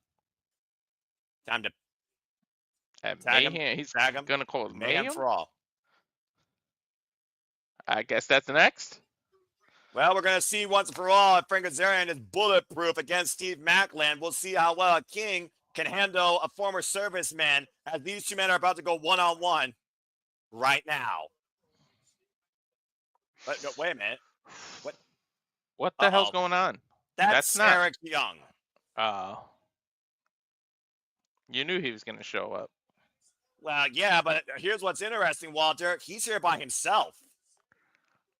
He's had a lot to say for a number of weeks, though, ever since literally sending Josh Alexander out of TNA and taking over control of the Northern Armory, saying that he has the control, he has absolute power, and he wants Steve Macklin to rule alongside him. Guess he's coming in to take a closer look, and you know what usually happens when somebody's out there taking a closer look at things. Well, I mean, again, it's a one-on-one matchup. But we saw what happened last night on Impact. He didn't necessarily want anything to do with him. I'm just saying. Well, let's see if Eric Young's going to say tonight. You know, someone always lands somewhere coincidentally near where the commentators are when there's a special guest there. Well, you just heard what Eric Young says. When he has somebody's back, he has somebody's back. We'll see tonight if he actually has his back. Remember the last time that Eric Young Northern Army got involved in Steve Macklin business, he lost to AJ Francis. And Kazarian has nothing to lose here tonight because he still can call his shot up to Bound for Glory this year.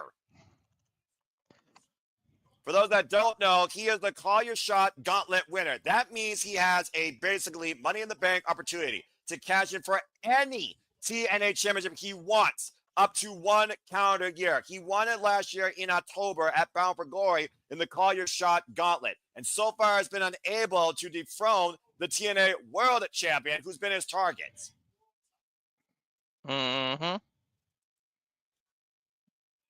wouldn't taunt Eric Young, though. You know Eric Young is have Steve Macklin's back. You know what's ironic about this? Kazarian was the guy that betrayed Eric Young last year after TNA Hard to Kill when he became and called himself the self-professed king of TNA.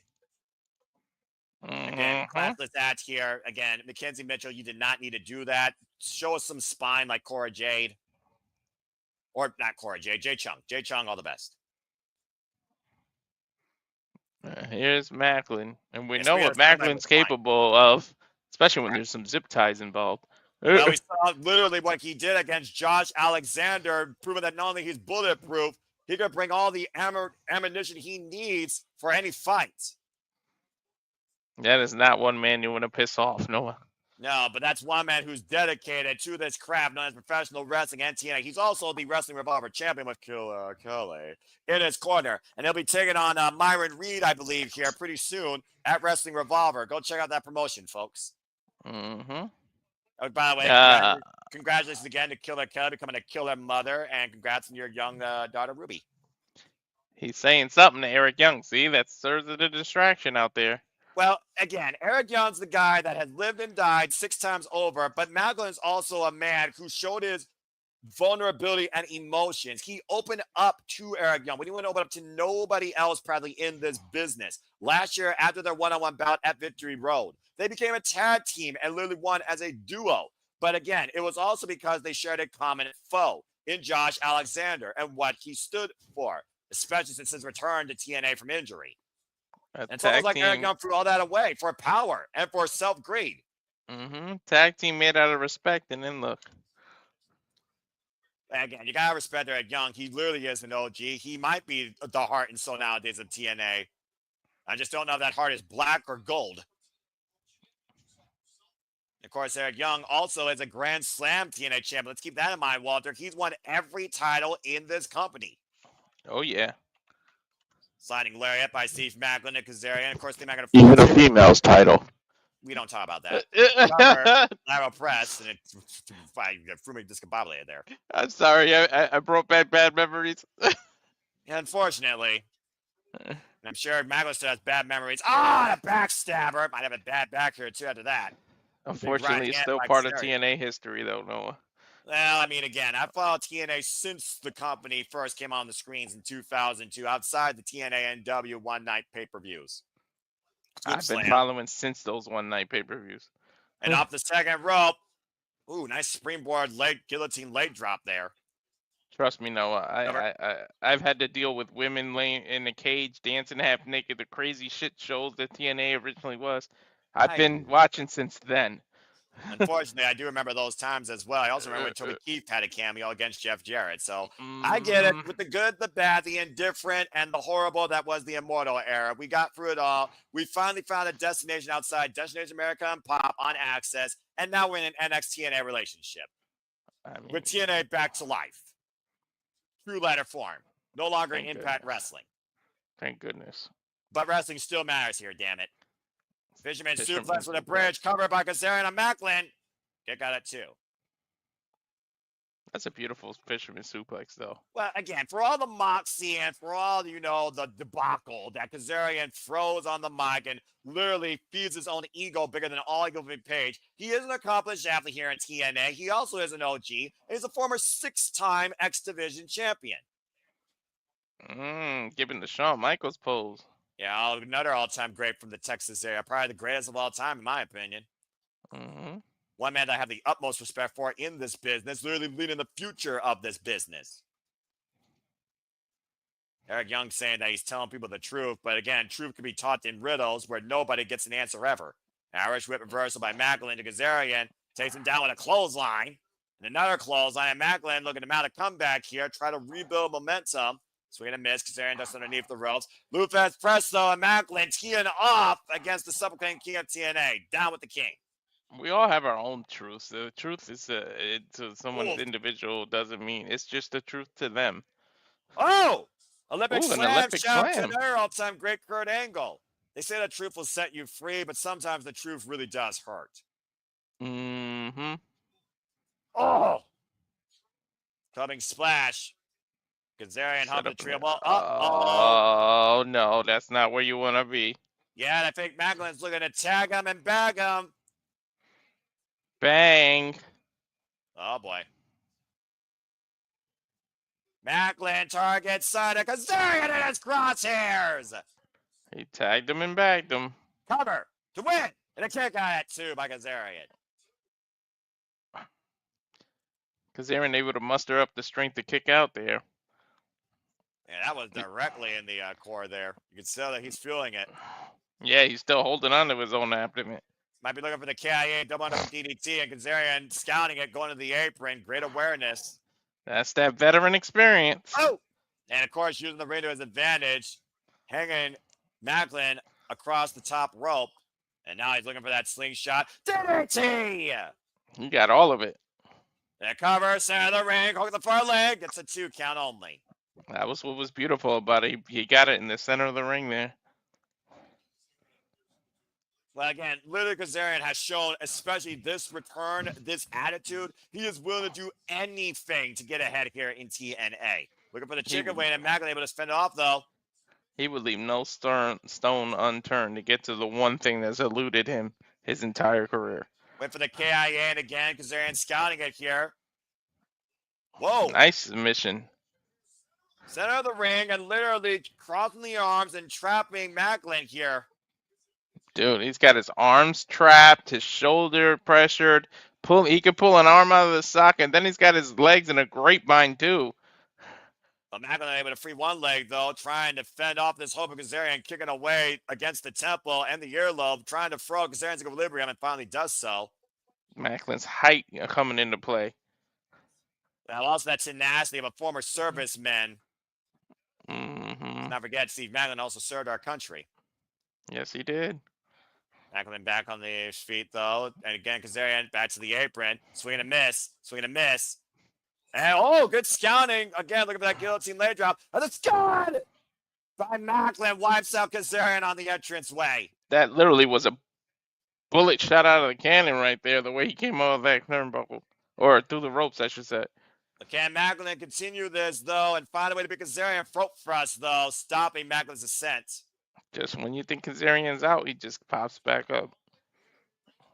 Again, Kazarian, we know how difficult he is to put away. Eric Young knows that. Kazarian, of course, beat Eric Young. Now looking to fade to black. Roll up, though. Roll up, counted by Macklin. Did not have the legs over his shoulders, though. Gets a 2 count. Mm-hmm. It's a hard-fought, even contest here, I will say. And off the Rising rope. knee. Oh, he's got it. The Got second the knee. chicken wing? Nope, he fended it off. To your point, Walter. Oh, the second knee! Ah! Bullseye! Mm-hmm. Cover. That'll press. 2 count only with a kick out. Damn, I'm impressed Kazarian was able to kick out of that knee. That was flush. He got all of it. Yeah, but I guess, again, that instinct, that awareness. Also, there is no pressure on the legs. You saw he was literally forcing his way to kick out of that. Yeah, he was. And Macklin right now. Kazarian up and over, escapes, looks again, looking for that chicken wing. Can he bring Macklin down, though? Can he hook him in? Macklin, though, able to go the ropes, shoulders down. Look at this! And forces Kazarian to break his hold. And now submission by Macklin.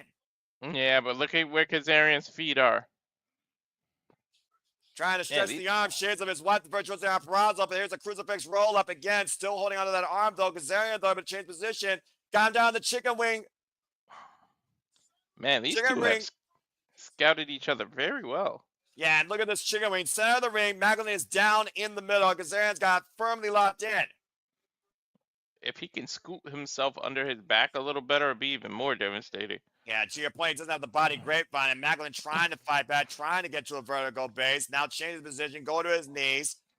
Trying to get back up to his feet with Kazarian's body weight on his back. Oh, well, he's picking him up. Whoa! Oof. Oh, wait, he's still holding on. Yeah, to your point, he's still holding on the outside, but that don't matter out here. He's got to let go. Referee trying to force him to let go. Yeah, referee Frank Gasto finally forcing Kazarian to break his grip. They're checking on Macklin's shoulder. It might have popped out of place the way he landed. When you think about the long-term damage that chicken wing does, you also look at Kazarian, who's scouting that trophy. What is he doing? He's getting something out of that trophy. The hell? Wait a minute, what do you got? Because those brass knuckles. We see him use those in the past. Eric Young stopping him, though. Oh, that's slamming shot back of the head of Kazarian by Eric Young. The ref did see it. Now he pocket the brass knuckles. Well, again, the KIA by Macklin and Kazarian. Steve Macklin with the cover. Macklin wins.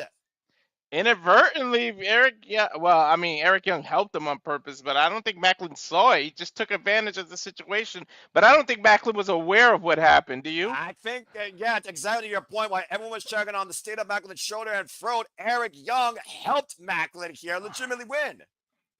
I mean, take a look at the replay. Your point. He grabbed the knuckles, he KO'd him, he threw him back in the ring, he hid the evidence, and nobody saw it except us, of course, the commentary. Double underhook, elevated DDT, KIA. Steve Macklin just pinned for Kazarian. Macklin, unaware. I mean, he just thought he caught him at a weak moment and count.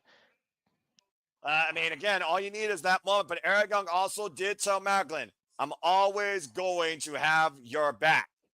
There's going to be a lot more to this story. Wait until next Impact. Well, let's go backstage to Gia Miller as we continue here at Sacrifice. She's with the TNA Knockouts Tag Team Champion Spitfire, who are up in their wits' end against Ash and Heather Ignorance. This has got to be the last chance that these ignorant people have for this title. If they win, you're going to get a rant out of me that's going to chastise anybody that believes in Barbie and plastic surgery. They're going to win, dude. I'm telling you. Shut the fuck up, Walter. If that Timu Pee Wee Herman reject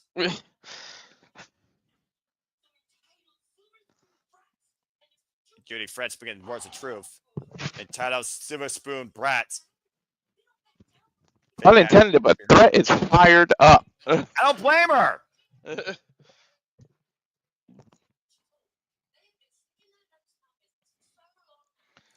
They've been in our business for so long, and tonight it all ends. One more time for good. See, they just confirmed this is their last shot. As long as it means they literally punched the personal concierge's throat closed, I'll be happy. As we got a commercial break here to remind people about, of course, if you have already not seen it, please go check out and support the small independent product produced by good old JR Jim Ross, Queen of the Ring, talking about the illustrious story of Mildred Burke, a single mother who tried to work her way up for a male-dominated business and became the first female athlete of wrestling to accomplish $1 million. Go check out the Queen of the Ring today at your local theaters. Featuring the likes of Camille and Timeless Tony Storm. Oh, fucking hell, this guy. Oh, God. Definitely the team of Premier win. Oh, God. I want to see less of him. But now when I said that I wanted to see less of him, I didn't mean less clothing. Yeah. I have to see him in wrestling gear. Now I have to see more of him. Yes, you do.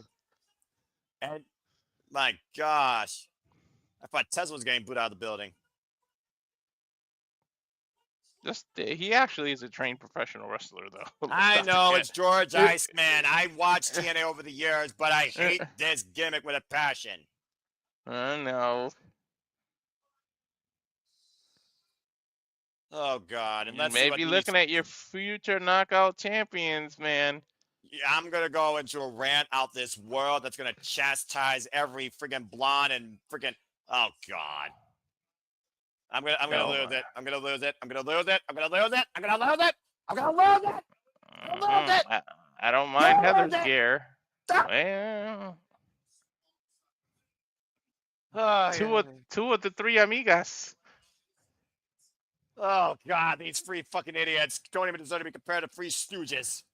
Sorry, I kind of like what I see ya. You have low standards. Oh my gosh. Okay. Come on. I don't need all that. These three could not just accept when they freaking lost, not once, but twice, were humbled by the champs. Look at this guy. He's skinnier than me. Oh, good Lord. Here comes Danny Luna and Jody Fred. Beloved God, please save my sanity, or I'm going to lose my shit. This is going to be a 180 in terms of the entrances. Oh, yeah. Jody Threat, Ultimate Warrior style. Jody Fred, of course, the wild child. Danny Luna representing subculture. Danny Luna, former Rev Pro UK undisputed British Women's Heavyweight Champion. And of course, Jody Fred and Danny Luna won these titles the very first time together as a team in their first chance against MK Ultra, the team of Masha Slammers and Killer Kelly. After regaining it from the system, Alicia Edwards and Tasha Steelz playing substitute on Masha. Jody Fred and Danny Luna have literally held on to these titles against all comers NXT and TNA and this team of ignorance twice. Let's go ahead and look at the taglines here, Walter. It began as a series of singles matches between these two teams. Fred and Luna retained under controversy at Genesis. The one person was counted. Since then, Ash and Heather served as Spitfire's personal concierge for 24 hours after losing their second chance for the titles. But now we're back here where it's third time. And once again, we find this team of ignorance and the Pee Wee Herman reject from hell taking on Spitfire for the Knockouts Tag Team Championships. Dude, Jody Threat wastes so much energy in her entrance. I don't know how she can still not blow up after that. TNA Knockouts Tag Team Champions held by the likes of course, you might know them better as Selena, of course, Serena, Taylor Wilde, Kylan King of the Coven, The Inspiration, of course, Cassie Lee and Jessica McKay, Decay, Rosemary, Taya Valkyrie, Jessica Havoc, and of course, Killer Kelly and freaking Masha Slamovich, a long, great lineage of these titles. Bell Rings around beautiful people. Yes, beautiful people who were part of the first inception. I was talking about this era because, of course, those titles were like debunked and then brought back to life. Anyway, I know, but I got you. Hey, Luna, probably pound for pound, one of the strongest knockouts on the roster. That was like the worst gimmick that I actually still like. I like the beautiful people. I don't give a damn. The beautiful people were far more capable than Ash and Heather by ignorance ever will be. All right, there's no comparison. These two are pretty much the Timu versions of the beautiful people. That's an insult to Timu. I know Timu shows shoddy, cheap shit, but please, for the love of God, you're telling me you're going to get this off the shelf? Tag mate, you're really starting to trigger me. I'm going to lose my integrity here before this night's over. I could already tell. Dude, did his trunks say kiss my ass? Axe handle. This is Heather by Elegance, the former Heather Reckless, who joined Ash by Elegance when she came into. Oh, you have got to be fucking kidding me. Pee Wee Herman tagged himself in. The concierge is legal. I repeat, the concierge is legal. TPC, the personal concierge. Off the bottom rope with the double axe handle, now trying to wring the arm of Danny Luna. I don't think this guy knows anything about athleticism if you gave him the definition. I don't think Luna gives it. That had no effect on her. Now, clearly, now Heather is in there more capable, I will say, until she turned elegant. Now she's ignorant. Scoop slam there by Heather, or excuse me, by Danny Luna. I'm literally losing my shit right now. You really are. I've never seen you this fired up. I mean, there's moments, but there are justified moments, and I think I'm justified here. Nice backbreaker over the knee, though, by Danny Luna to Heather. Please let this end quickly. Don't waste time with these two. You've already beaten twice. Get back, elbow strike. Blind tap made to Jody Fret. Danny Luna, double team here. Take out the knee. Follow drop kick. Double team, sliding lariat. Jody Fret falls up with the falling cross body. Turns Heather up and over. Nice series. Hey, Charles. Stalling suplex now. Control! Down goes Heather. Covered by Jody Fret to retain in fine fashion. Gets a 2 count. I don't even remember Threat getting tagged. What the hell? Jody Fret was blindly tagged, dude. She is legal. So that was just a great double team there by Spitfire. Speaking of tags. The Irish whip. The scoop slam. And once again, look at the strength of Danny Luna and Jody Fret. Danny Luna. I love the teams that use their own partners as weapons. Covered by Danny Luna both ways. It gets a 2 count on Heather. Me too. I will give Heather a lot of credit where credit is due when it comes to her fortitude and resilience following her work, of course, through AEW, Dark, ROH, and the Independents before she became part of the TNA Knockouts division. Now Heather look on the offense. Heather is not going to win a strength battle against Dani Luna. I guarantee you that. Jawbreaker, though, creating separation between her and the champion. Big boot, though, turned her sideways again. And now the Concierge once again playing distraction. And again, Dani Luna thrown off over to the outside by Heather. Referee distracted. What the hell is he doing? On. I can't. You're not Daniel Garcia. Brandon Cutler has more rhythm than this douchebag. Why does he still have a bow tie while he's wrestling on top of that? That back elbow strike. Ash, though, trying to get a cheap shot. Oh, and Steph's over Heather with a drop kick. Dude, that was right on the shoulder. Now the challengers are in control for the moment. Chance to put the shirt on here. I agree. This is the best chant I've heard in a long time professional wrestling. That made. Now Ash by Elegance legal. Oh, God. Tag made by the personal concierge. Stomping Luna, no. I'm surprised this guy hasn't broke his foot yet. Or stretched a muscle in his leg. No, wait a minute. Luna grabbing one leg. Again, the personal concierge in danger. And there you see the double team effort. They're saving their concierge. Clear numbers advantage. And the referee can't do nothing about what she can't see here. Being distracted by Heather. Ash just coming in. There was no tag. But she's still legal, basically, from that previous tag. And I'm guessing he did tag the concierge because the referee's causing it to stand. I mean, again, at the end of the day, the concierge has always been the damn fucking distraction. But now he's a legal distraction because he's a freaking competitor. And Ash with the cover on Dani gets a 2 count here. He's the personal competitor today. Fuck my. I think Ash is reaching for a tag to him, too. The concierge trying to go for a submission. Yeah, right. The tag made center in the corner. Ash legal once again. And tag made to Heather now. Quick tag made by Ash and Heather ignorance. But she grabbed Luna. Some kind of double team. Catapult. Ooh. Into a cold breaker. Set up there for a cold breaker or lumbar. Here's the cover. Gets a 2 count. Good grief. Heather attacking Luna now with a sleeper hold. A rear naked choke, actually. Well, I mean, this is actually smart strategy. This is the smartest thing I've seen these idiots do. Try to wear it down. Obviously, the people that outpower you. Trying to wear down and Luna is the stronger of the two. And just dropped her with an elbow. Elbow shot. What a haymaker there. Dani Luna hoisting out Heather and a suplex. Dude, she picked her up off of the ground to do that suplex. She wasn't standing up when she did that.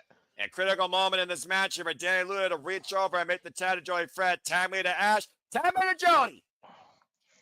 The Wild Child Unleashed from Toronto, former bouncer of the Rebellion Complex, trained by the likes of Josh Alexander. It's the Ultimate Warrior moment here. Yeah, literally double teaming here and literally lining up Ash and Heather. Oh, and Ash just dead Heather. Double miscue. That was a miscue. Oh, and there's a freaking message to the concierge. Yeah, 2 words for him.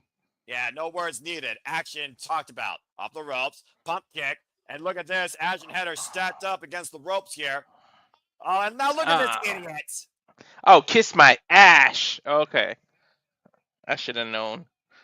Yeah, no one asked for this, all right, as he's thrown off a attempted sleeper hold. Now Ash, swing and a miss. German suplex by Jody takes Ash out of the ring. Heather is still legal, though, by the way. And now up and around, swing her around, hard stir up. Oof. Launching Heather. Let's not forget Jody's fresh, too. Ash and Heather are on the outside, and Jody Fred might be looking to join them with a topping through the ropes, wiping out Ash and Heather. She is fired up. And Spitfire right now is rolling. TNA, the crowd chanting. Ash still legal, of course, for the challenging side. No, it's getting lifted up. Up on the shoulders. Airplane. Going for a spin. Spin out. Power slam. And to retain, the concierge breaks the fall. That's not gonna win. It's too close to a Blue Thunder Bomb. But it does cause this mission to continue. What the hell is this, Noah? Oh, boy. The concierge, I don't know what his faith is, but he's This is the praying. moment we finally kill rejected Pee Wee Herman. Mm-hmm. Don't have no mercy on this guy. Kill him. Pressure drop! Yeah, but he's not the legal competitor. Yeah, to your point, Heather taking Danny to the outside. Different DDT from the apron. Oh, and a chop block by Ash. Look at Heather. Look at Heather on the top of your screen, Noah. Oh, my God. You got to be kidding me. Oh, and a double stop. Get the cover. Get the cover. 2 now like that. What the fuck? I told ya! Rant time! Fucking Hollywood rejected, Botox infused, Barbie fake ass bitches with the worst Pee-wee Herman cosplay on the planet are the TNA Knockouts Tag Team Champions? You gotta be fucking kidding me! A blind monkey would be a better visual than this! Mm. This is the worst thing to happen in the business! Why are the lights out? Why are the lights out? Oh my God. What the? No way. NXT! From 2 rejects I can't stand to a metaphor I can't stand, Shakara Jackson and Last Legend have crossed the line in TNA. I don't mind looking at Last Legend, though. Trick, I don't hate kick all my 4 ass. of these. Don't kick I'm my ass, spoiling Trick. a party. This is a party I don't want to be invited to or even see the invitation for. Controversy aside, a travesty tonight, but Chikara and Lash have crossed the line. We have new TNA Knockouts Tag Team Champions, the worst tag team in the business. And it looks like Lash and Chikara Jackson have their eyes on that prize. I'm not sure if that's any better. Fuck me. Well, I don't give a shit about these towels. Retire them. That solo shot was fucking gold, man. Anyway, moving on from there to something that got me heated. Here's something else bloody heated. You're lucky I didn't go as far as calling the Trant Stanks. But anyway, Mustafa Ali goes one-on-one with Mike Santana. Well, they Oh, do wait, have I just said that, and I don't give a fuck. They do have trans-strap tattoos. These bitches are not even worth calling the hookers in the red light district in the cheapest part of Las Vegas. Damn. Not James, a homeless you need to bum clip would this. lose their virginity to that. Not somebody with an STD with one last wish for a one-night stand would ask for them. Damn, Noah, don't hold back, man. Anyway, sorry, not sorry. Fuck that division now. Anyway, let's go and move forward here, Walter. Fuck We me. told you that was gonna happen. JJ and I warned you. Well, you both fucking suck, and you'll be lucky if I have you seen the predicting on again for bringing that into existence. Anyway, Mustafa Ali and Mike Santana are about to go one-on-one here about that's extremely personal, where you think I'm fucking heated and calling out women for what they aren't. All the artificial shit worse than a candy bar. Freaking Mike Santana and Mustafa Ali are going one-on-one here after Mustafa Ali has insulted the pedigree of a leader that Mike Santana can be, not only to TNA, but to his family. The fun and games are over because we go from that bullshit to something real serious. This is about as personal as a rivalry can get, Noah. Yeah, again, we saw how personal it got last night during that summit when Mustafa Ali says you're not good enough to even be a leader for your own 10-year-old daughter. You just said the meta girls crossed the line. That was a line that Ali crossed.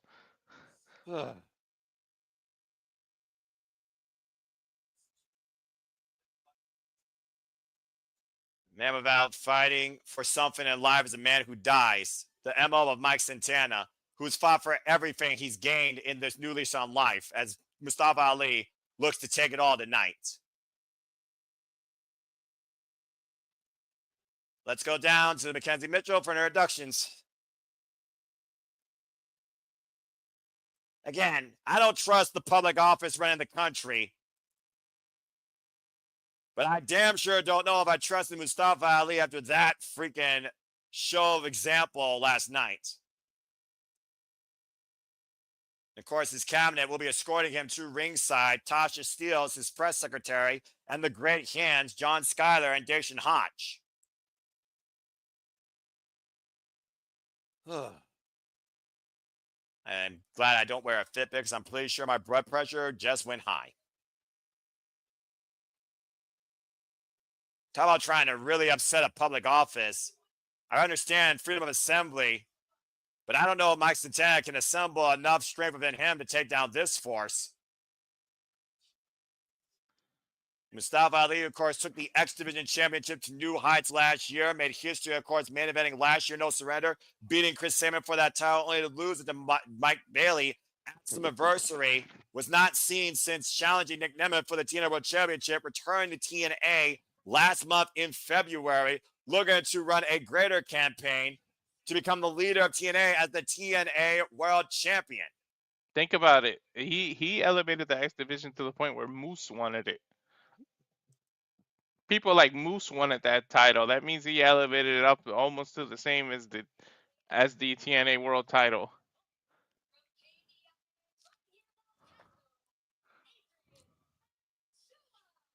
Adrian Ashua introducing Mike Santana. Okay. Interesting. KVIA ABC 7 Sports Director. And he's doing it in Spanish. You know, he got that Puerto Rican pride that you can relate to, Walter. Mm-hmm. That's why this hits so deep with you on so many levels. This is personal as personal can get. Is he coming out in Eddie's lowrider? That's exactly what he's doing. And it looks like he's not coming alone either. That's got to be Chavito. Tell me that's Chavito, Noah.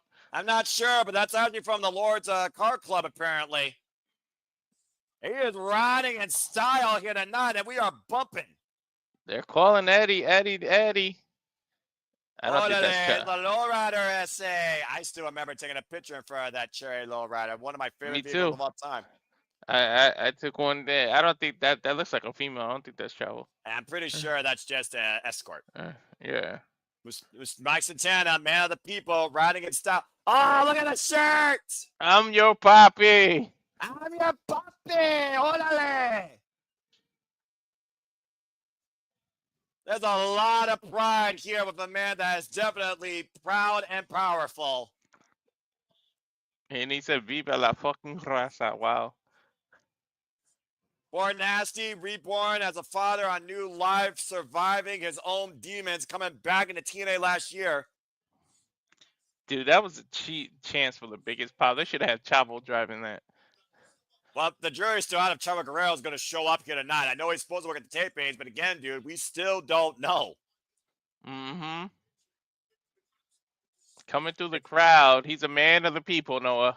Yeah, and again, he's literally been leading by example for these people, including at these Alcoholic Anonymous meetings that Mustafa Ali crashed to chastise Mike Santana's good name of leading by example. Ever since Tommy Dreamer pointed out Mike Santana as being the leader that TNA not only needs but can believe in, Mustafa Ali has been at Mike Santana's throat and trying to hit him where it hurts the most. He was at him in places where he couldn't get to him. Now it's an official match. He can get his hands on him. There's no running. There's no hiding behind your cabinet. There's no nothing. He's going to have to face the music. Ali Santana one-on-one. Two very different parallels, though, if we're being honest here. Both men with a lot of pride. Both men with a point to prove. Both men prove that they can lead. They can handle the pressure. But only one of these men is going to take one step closer towards the ultimate goal, the TNA World Championship, as the bell rings are underway for this match. I can't fucking wait. Let's go. Again, a year ago at Rebellion, Walter, Mike Santana returned home and beat Steve Macklin that night.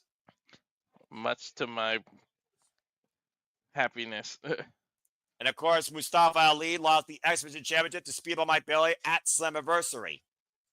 But the problem is Mike Santana might let his emotions guide him and get too much in his own way.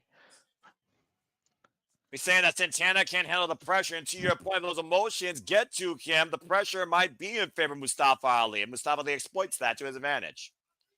I mean, he's very prideful, very much a man who wears his emotions on his sleeve, but sometimes being too emotional causes you to lose focus. You know, there's an old cliche too, the pride comes before the fall. Well, I mean, hey, it's not like he's called him out of his name like I'm going to call out that team of ignorance. So-called sluts! Anyway, we're back here with this match, though, and again, Mike Santana lets his fist do the talking.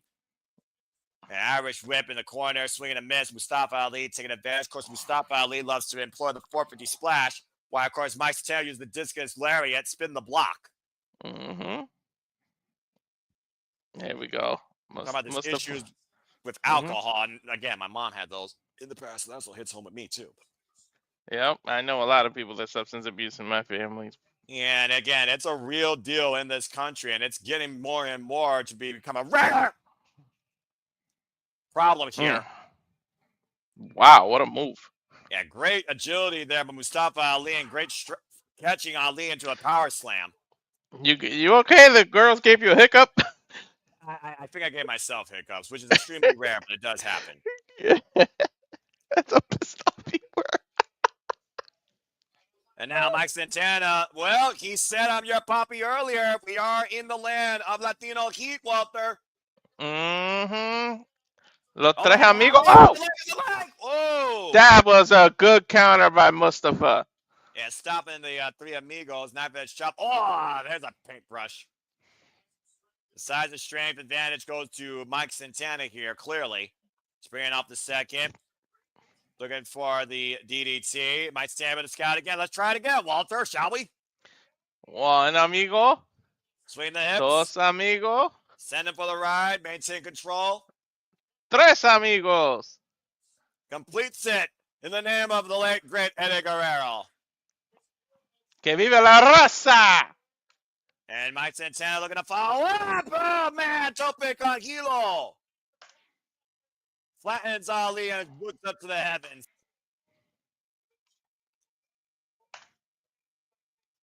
You talk about Guerrero. Shao Guerrero, of course, will be involved in House of Glory that we cover tomorrow night. Mm-hmm. That sign basically something right there. This is Guerrero country. Damn right. Damn right. If Guerrero shows up tonight, I'm going to lose my shit. If who? Vicky Guerrero. Oh, God. Imagine Vicky Guerrero and Tasha Steelz having a face-off. Knife edge chop. Excuse me? Exactly.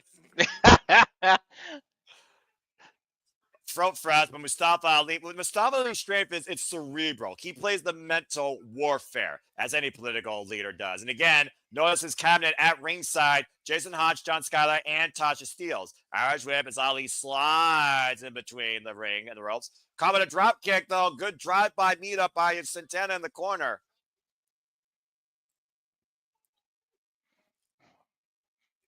Keep a close eye on that cabinet. They're still right there. And again, Mike Santana, every common man's man, versus the self-proclaimed top 1%, the entitled, the selfish, the self-absorbed, the obnoxious, glorified leadership. Oh, face first, top turnbuckle, and a hard landing on the apron. Mm-hmm. And we know the history of back problems that Mike Santana has had. Now Mustafa Ali removing the covering from the turnbuckle, getting a better position. Wow, the floating splash to the arm of the floor. Those back problems, to your point, is what got him started on the alcoholism, because he tried to mask the pain. That's what got him to where we're at. Yeah, think about the arm he targeted, by the way. That's the arm he uses for the discus lariat to spin the block. I mean, can you blame him? That's smart strategy. That's wrestling 101. He literally taking the strength valve. We talked about before, neutralize an opponent's best weapon. You neutralize the effect of a discus lariat. Yep. Take your opponent's best weapon from them. Man, raucous crowd here in El Paso. And look at the right hand sending Mike Santana in the ring. Now Mustafa Ali looking for a roll-up. Hey, feel the rope, ref! Whoa! Ref saw it. Ref saw it. And thankfully, the referee caught him. Mm-hmm. Great job by Dave Spencer. A ref who actually pays attention. What a concept. I mean, once in the blue moon, even a blind squirrel can find their nuts. I'm not Mm-hmm. sure if Heather and Ash can find their. Never mind. Meanwhile, up and over, off. High kick. Not gonna let this Rolling into the cutter. I'm fine. Net breaker. Classic Ali here, hooking the near leg, and a 2 count by Mike Santana. Mm. Thank you for everyone that's tuning in. Please, again, like, subscribe, subscribe, subscribe. Please subscribe for Reliable. You should subscribe. And I am the Simple Man, and I approve this message. But again, thank you all that are tuning in to our conversation, reactions, coverage, raw talk, and real thoughts straight from the hip. Don't give a shit here at the Simple Level Studios, where we only give you authenticity and our fun and our own takes on commentary for all the biggest shows across all things wrestling. So thank you again. You all make this possible. Thank you for tuning in. And up and around, La Mystica takes my Santana down. Right back into the crossface, which focuses again on that arm you were talking about. Yeah, and look at the way that he's also using a cravat on Mike Santana's head. Look at the way he's got his head turned. Now Mike Santana would adjust position, though. Oh, Santana did a big mistake. He turned his head into the choke. Yeah, exactly. Instead of turning it out further, and now there's even more pressure on his throat. But again, trying to reach for the ropes and thankfully able to force the break. Get off of him, Ali. Jeez. He's got till 5. Brian Danielson will tell you that. And he's going to take every bit of that 5, too. And 4.5, because if they say 5, you are disqualified. But I do understand what you mean. Mm-hmm. Now Lee right now looking to follow up. Big drop kick to the shoulder blades. Takes Mike Santana to the floor. Right between the neck and the shoulders. And face first goes Mike Santana. Okay, what's on Ali's mind? I think he's going to go for a dive, Noah. Well, he is the former X Division champion. Oh, Mike Santana got him! Santana with a counter. What an interception! Holy shit. And both men down on the floor. Holy shit. Watch this one more time, Walter. He literally saw it coming. Boom. That was incredible ingenuity and timing. Talk about timing, but now both men have got to answer this 10 count. This Mustafa Referee up at 5. This is Mustafa Ali's second match, by the way, since coming back to TNA after their first match went to a disqualification when Ali didn't wrestle that night. Count of 8 to your point. Count of 9, and both men make it before the 10. Of course. Wouldn't be wrestling in 2025. Again, casual fans, Walter. They may not know that. We've been fans of this business since the 1990s. Again, the level of pride that both these men have to win here tonight cannot be denied. You might literally be looking at your next number one contender for the TNA World Championship. Mm-hmm. Of course, time will tell. Or at least the X Division Championship. You know as well as I do, these two men only have one man in mind, and that's the world prize, dude. They will Why wouldn't you? If you're not in this business to be the world champion, why the fuck are you in the business? Exactly. a spot, by the way, that my Sam Mustafa Lee have never gotten to. Mm-hmm. Oh. But both are on this projection to be, though. Exactly. Now Lee right now trying to outpace Mike Santana. Mike Santana scouting him, though. Catch him with Igwe, rocks him in the corner. Right on the chin. Follow up. Spin the block denied. Yep, spin the block denied. Good call, Walter. Now the O'Connor roll denied. Wait a minute. Rolling buck 50. Oh, stupid. Mike Santana through. Oh. You ain't rolling through that one. The bridge at 2 counts. You ain't running through that stalling one. Good grief. Both men play out all the stops here tonight. This is TNA Wrestling, damn it. Take a look at this to your point. Mm-hmm. Held in. I thought I was going for Uranagi for a moment. He had transitioned into the late German and went for bridge. I think he was going for side effect, whatever you want to call it. But that's what he looked like he was setting up. It's almost like he was giving Mike Santana misdirection there to try and counter. And now he might be looking once again for that big 450 splash that led him towards the X Division Championship. Roll through. Going to 450 up and around. Oh, I can't Santana DDT. He spiked his head too. Covered by Ali. Kick out at 2.5 by Santana. Dude, Santana got spiked. And suspension of disbelief all etched across Ali's face. I can't believe it. He literally spiked his head, and I think he's going for the splash again. Yeah, No. I don't know if it's the splash or it's a Phoenix looking to rise here. I mean, he's got him in position for the 450 right now. But he's taking be... too long. Yep. Well, clearly this crowd is not trusting Ali. He's paying too much attention to El Paso and not enough attention to Santana. Oh, and to your point, Santana just getting out of the way as Ali crashes on the 450. But again, separation, and Santana even saw that coming. Say not so fast. Oh, runs a super kick.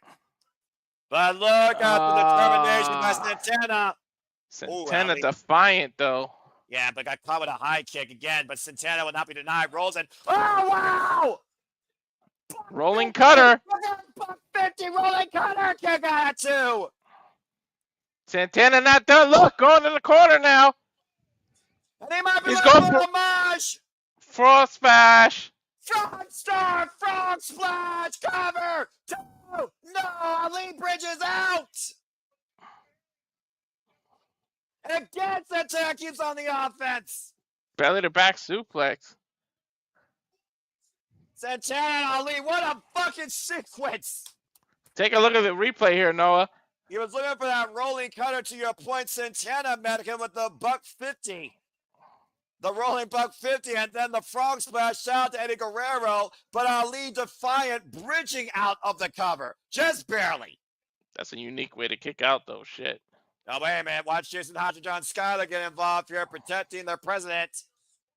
Swing and miss, and spin the block. Wipes out Jason Hodge. Watch out for Ali, though.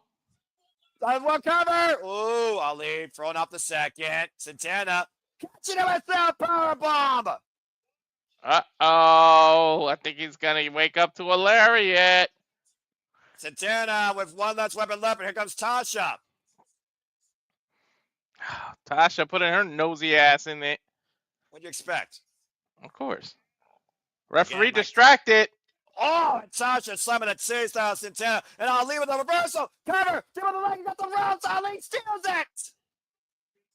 Ali's going to steal the win. He stole it like an election.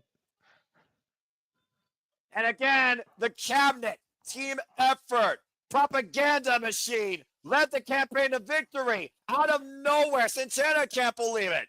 No, regardless of how he won, that is Santana's first defeat since coming back. Exactly. Oh my God. Hopefully this is not enough to drive a man to drink. As you say that, Ali grabs a glass of beer from the audience.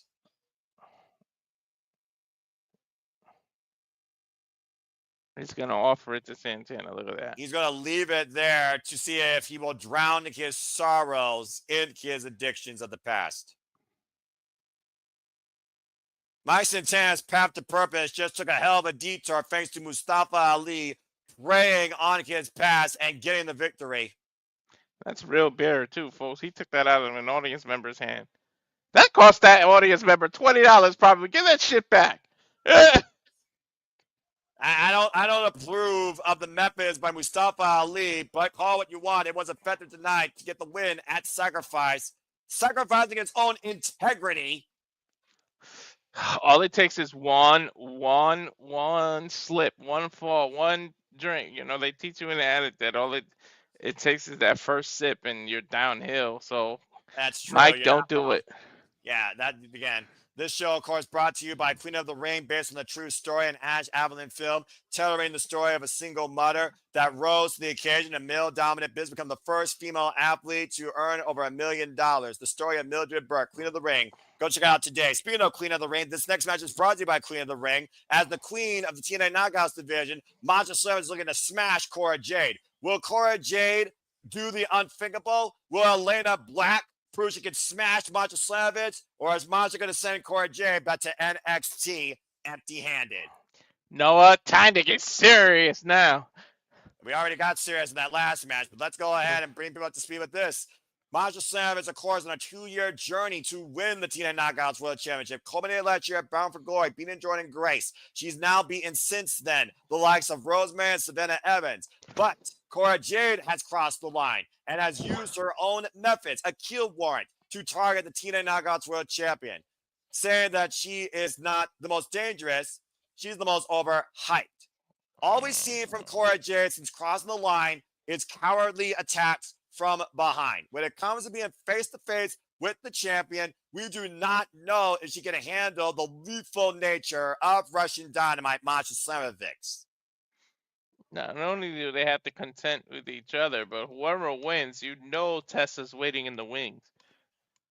At the end of the day, Elena Black, Cora Jade, as you know her, is a young athlete, 6 years of age, out of the Chicago area. You call her daughter CM Punk all you want. I don't think she's that extreme. Still very young in her career. In fact, her only title accolade in her career was 14 days as NXT Women's Tag Team Champion Roxanne Perez, when she tried to stay on her own, but got injured. And the prodigy rose to promise. A Texas native, her friend so-called. And while Roxanne Perez has more promise than ever in success she has to the main roster, Cora Jade has done nothing but been Roxanne's friend. Now stands on her own tonight for the richest prize in women's wrestling, the TNA Knockouts World Championship.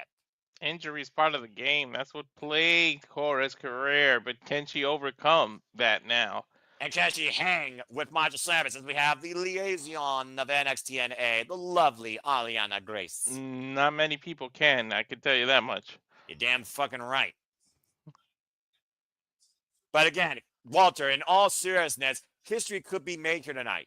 An NXT superstar could leave with a TNA championship. We thought that Jordan Grace was going to win an NXT championship last year at the UFC Apex at Battleground against Roxanne Perez. It didn't happen. Now we're flipping the script. Let's go ahead and look at the tail of the tape. There you see the height is very marginal. Signature move, the Requiem, and of course, Cora Jade has the Jaded. Accolades, of course, for Cora. She is the first NXT Women's Tag Team Champ, And of course, that's history tonight. Why Masha, of course, is the reigning TNA Knockouts World Champion and a former 3-time TNA Knockouts World Champion. Not to mention, far more experience in the champion side, 10 years involved in the business.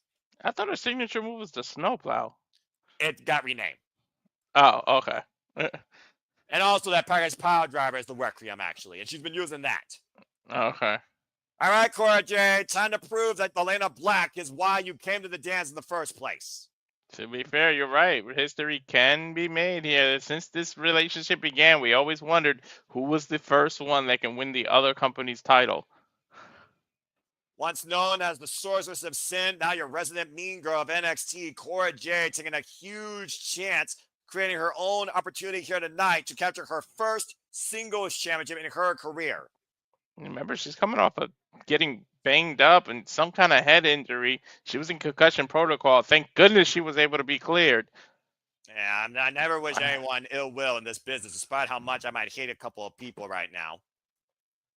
But Cora Jade, for me, this is a proving ground. I need to see if Cora Jade can show me what Elena Black once was. She bears the scars of her past. Let's see if she creates new ones tonight against Masha Slamovich, a former, might I add, GCW heavyweight champion as well. I mean, we've seen her cross the line in the blood sport. We've seen her defend the knockout title in blood sport. Masha's one to do it all. Of course, well, you know, the only history with these two women was literally last night on TNA when Masha teamed with Lei Ling Lee, and Masha, to your point, was pinned not by Cora, but by Tessa Blanchard. As an opportunity was created for Tessa, because Cora Jade hit Masha in the face with that championship. Mm-hmm.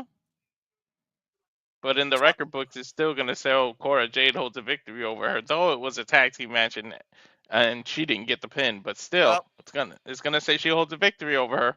Let's go down to introductions. Minzy McKinchell, take it away. There's that Matrix jacket. I love it. I love me some Mackenzie Masha. Mitchell. Welcome back, by the way. Mm-hmm. This is going to be good. Women's professional wrestling, damn it. God damn it. Brought to you by Queen of the Ring. Mm-hmm. Cora Jade, 24 years of age, 6 years in the business, the former Elena Black. Masha smash.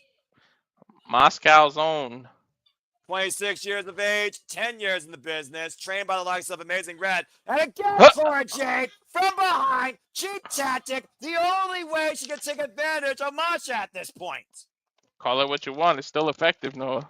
Yeah, we'll see how effective it is when Masha takes her damn head off, as Masha right now has been waiting to unload on Cora Jade. A trio of short-range layers just turned the page. Mm-hmm. Again, now you gotta literally take Masha on face-to-face. The end of Masha that Masha has just had boiling over since Cora Jade's antics here in TNA. All Dude, gonna be unleashed tonight. I think PK, Cora. cover. I think Cora just successfully pissed Masha off. She pissed her off the first day she crossed the line, dude.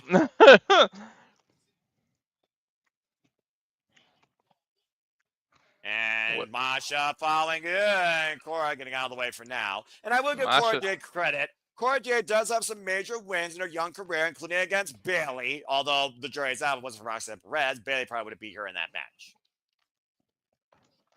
How many times do I tell you the record books doesn't show you how you won, just that you won? Yeah, well, here's another fact for you. Cora Jade lost out on the NXT Women's Championship in Fatal 4-Way action. Mm-hmm.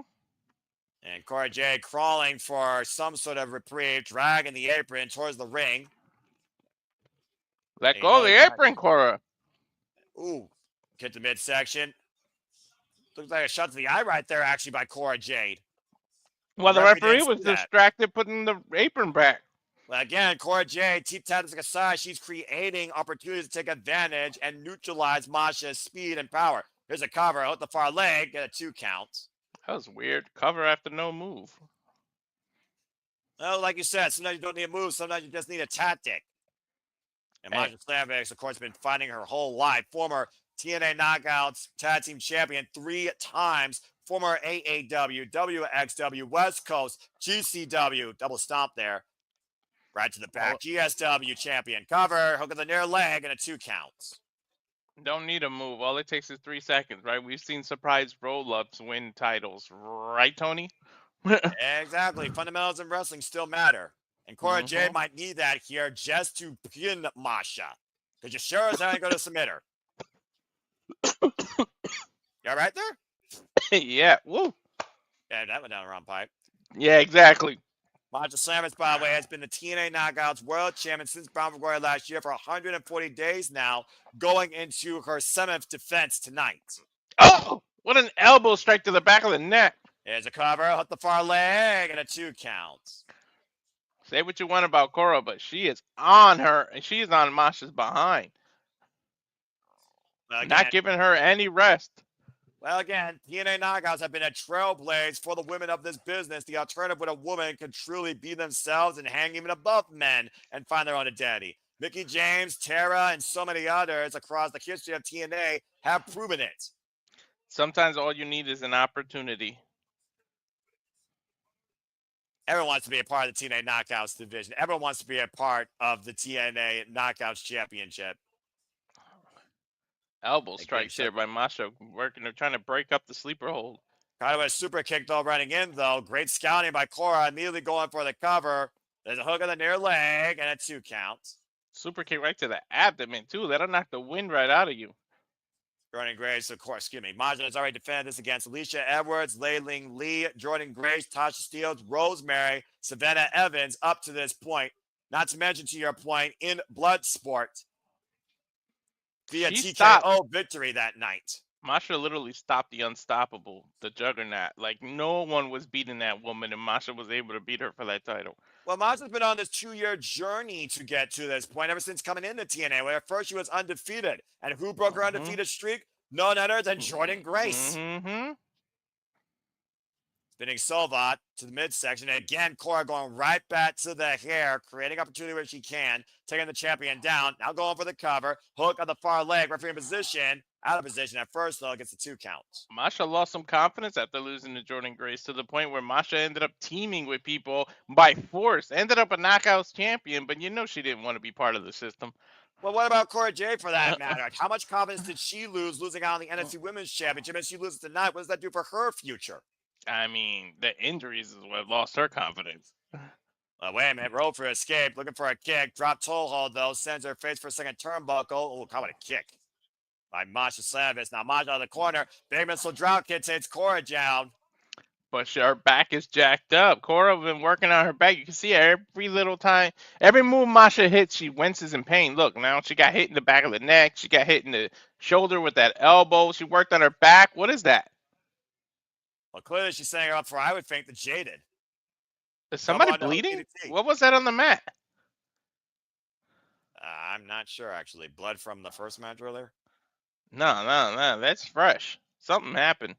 Maybe they knocked that beer cup over. I don't know. Masha yeah, maybe that's what that is. Oh! Neck first in the second turnbuckle and a kick to follow up. Running knee strike now, and Masha combination offense here, following up with a single leg kick. Big boot, Relentless dude. assault by Masha Slamovich. Rolling Throws kick. through with that kick. Cover by Slamovich. 2 count, you were saying.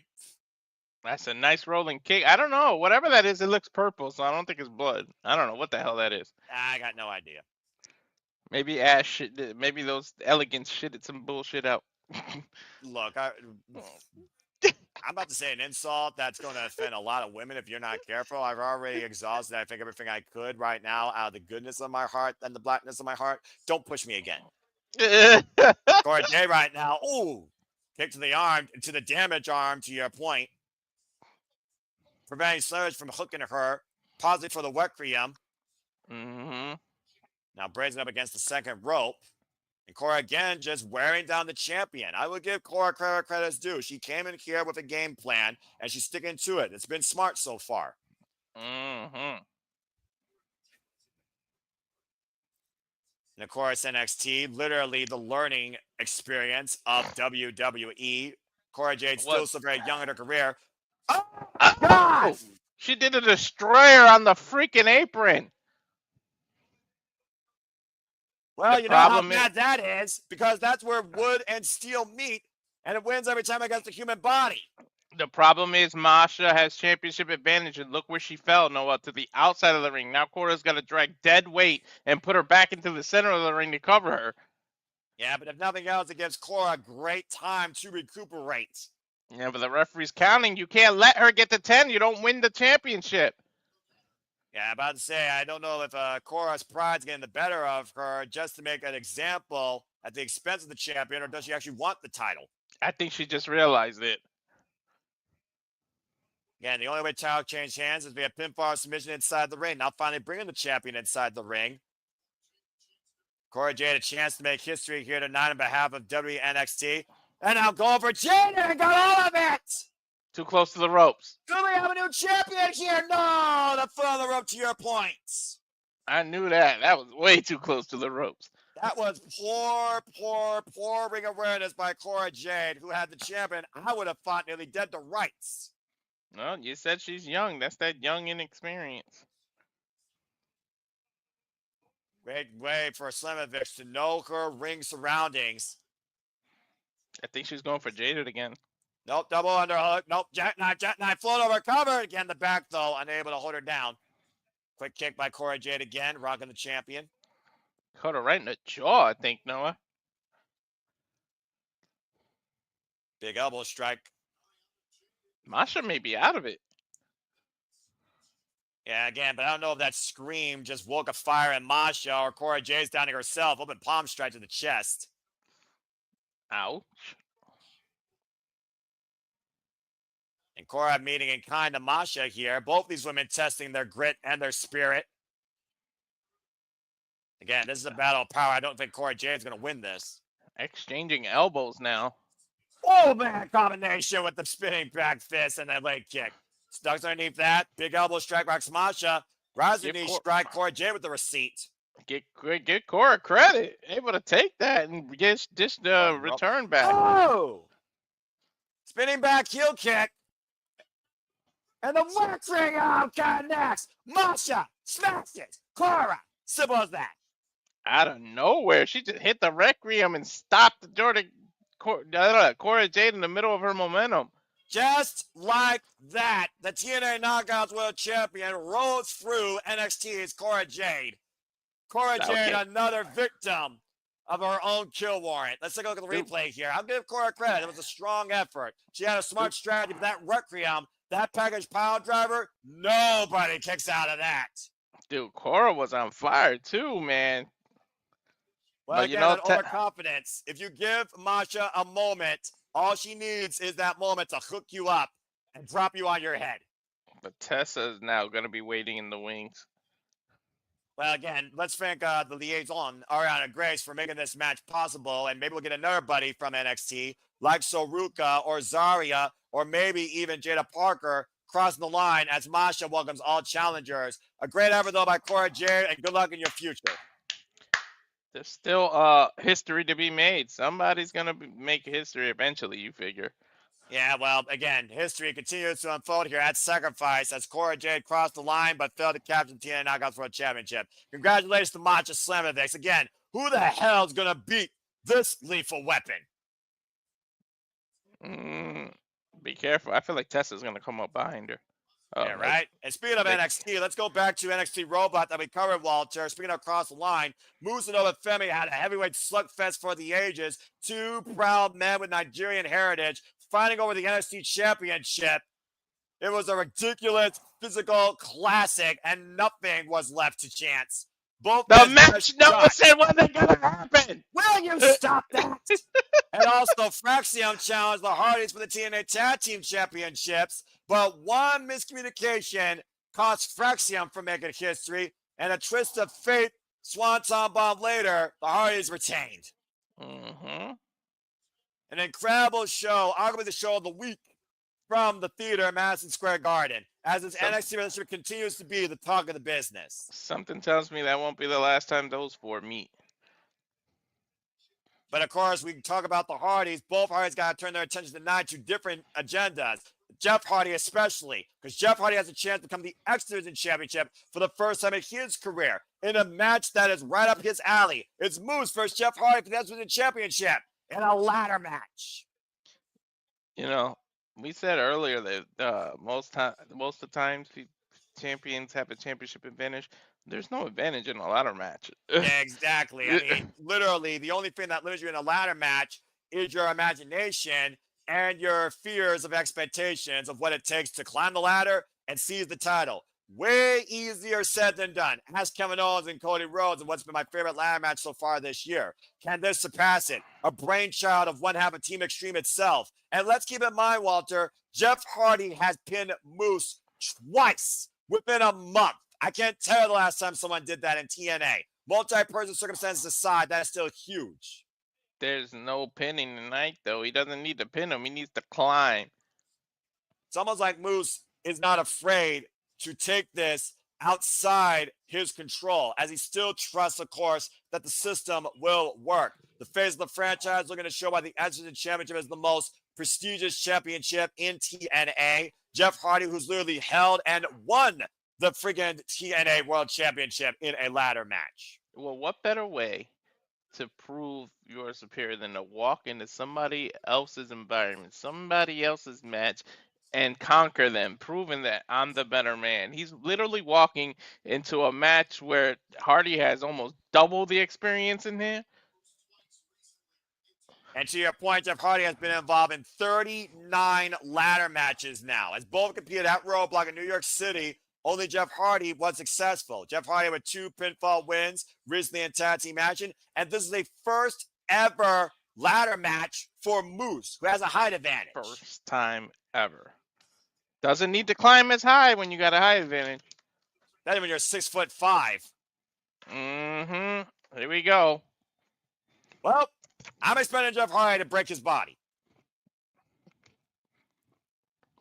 And Trent Hatchett, welcome to the stream. Good to see you. And indeed, they could be. And time will tell when they will cross the line again, or if that match is made for even Unbreakable or NXT in the near future.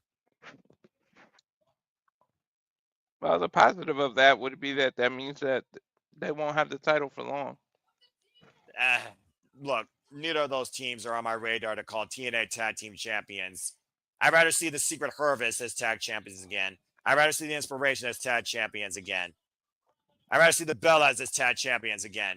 A sold-out crowd here in El Paso. Let's go away from the match that pissed me off beyond all belief, all right? This is, we just talked about history. Jeff has the chance to make history the first time he's had this title. If he can climb the ladder and pull it down, which we've seen him do how many times over his career, just never for this title. And let's keep in mind, Jeff Hardy's first ever match in TNA was against AJ Styles for the X Division Championship. Inside 6 sides without ladders. But it literally was the match that defied Jeff Hardy, a man that truly is about no limits when it comes to the risk of his own well-being. And a ladder match allows him to go beyond his own limits. Why AJ Styles showed no respect to him, of course, when AJ Styles was, of course, the X Division champion. Of course, Jeff Hardy is synonymous with championships in this company, being a former TNA World Champion. Well, to make his own history, he's got to do what many people can't. Not a lot of people can claim. He's got to conquer the system. And Moose being the 109th X Division champion now at 139 days. Jeff Hardy has been in the ring with the very first X Division champion in TNA history, AJ Styles. And now he's got a chance to become the 110th X Division champion. The thing is, it's a ladder match. The system can interfere all they want. The Jezebel's next to him, so you already know. Cheat code. I still like Moose's Fiend better than Obafemi, by the way. Yeah. I give you that one. The TNA X Division champion Moose, who beat Speedball Mike Bailey with 4 spears last year in October, shortly after Bound for Glory, is going into his 12th defense tonight, with defenses against the likes of NXT's Lexus King, also against Big Bubba D, Ace Austin, Andrew Everett, Kushida. He's defended this title now across 3 different promotions outside TNA NXT, including Wrestling Revolver. He spared Bailey right out of the company. Literally. Quite literally. And Speedball Mike Bailey, of course, will be involved next week on AEW Dynamite to possibly challenge Kenny Omega at Dynasty for the AEW National Championship, as the fatal 4-way lineup will be solidified tomorrow night on Collision. I mean, honestly, when you say ladder match, there's very few names that go above Jeff Hardy in that conversation, Walter. Nah, pretty much the only people that you put above him are the Dudley Boys. And Edge and Christian, that's about it. Yeah, but let's be honest here. TLC was defined by those 3 teams. Each one had their own specialty. And for the Hardys, it was ladders. Yep. The Dudleys were tables, the Hardys were ladders, and Edge and Christian were the chairs. And look at this. Both Moose and Jeff Hardy immediately going after a ladder. And while I do think Moose has a height advantage, you saw them face-to-face. Very marginal advantage for Moose. I think Jeff is 6'2", and he's 6'5". It's only 3 inches. Yeah, exactly. And Moose right now is going to look to use the ladder that Jeff Hardy right now is already ascending. And Moose immediately stopping Jeff. If he's not 6'2", he might be 6'1". Yeah, they're pretty close. Again, the metric system. Again, a totally new environment for Moose, a man that's been involved in the likes of Monsters Ball in his career, but has never been involved in a ladder match. Well, you ever seen the Moose in real life? They destroy everything in sight. So, I mean, doesn't matter if this is his environment or not. Moose once said he's the guy that will show you what pain really feels like. Oh, man. The running lariat by Jeff Hardy, again, throwing caution to the wind. Quite literally, might have bumped his own elbow against that ladder. Speaking of pain. Look, you and I both knew what we were getting into tonight with these 2 yahoos. Oh, you know there's going to be a spot where Jeff is inches away from the title, looks down, and he puts the moment and the spot over actually winning the title. Trying to right now suplex Jeff Hardy on the floor. Jeff Hardy finding battle. Eats a pump kick by the former linebacker. And now Moose. Suplex. Jeff Hardy suplex Moose. Jeff Hardy's strength is underrated. Look at that, able to pick the big man up. And their 300-pounder, to your point. Again, Moose has been involved in every match possible beyond this. Monsters Ball, Barbed Wire Massacre. He has never been involved in a ladder match, though. Gets in the midsection and looking for a twist of fate. And Jeff Hardy pushed. Fixed shoulder first, and there's still ring steps. It's an old cliche, right? There's a first time for everything. And again, we saw how emotional Moose was during the match and after the match Tuesday night, being endorsed by Mark Calloway. Mm-hmm. Better known as The Undertaker. And again, Jeff Hardy right now, who's literally been in every possible extreme circumstance at any company imaginable, fighting on his own. Former World Heavyweight Champion as Moose drops him on the apron. Coccyx first. If there's a match Jeff Hardy hasn't been involved in, it's because it hasn't been invented yet.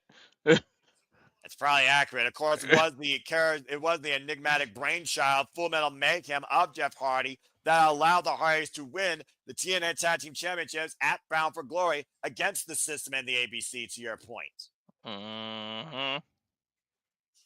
It's one of those things, though, where Moose is extremely prideful, of course, in what he holds himself as. Calling yourself the face of the franchise. Double leg takedown by Jeff Hardy, though. Drops those legs. Now, he's got a lot to be prideful of, to be honest.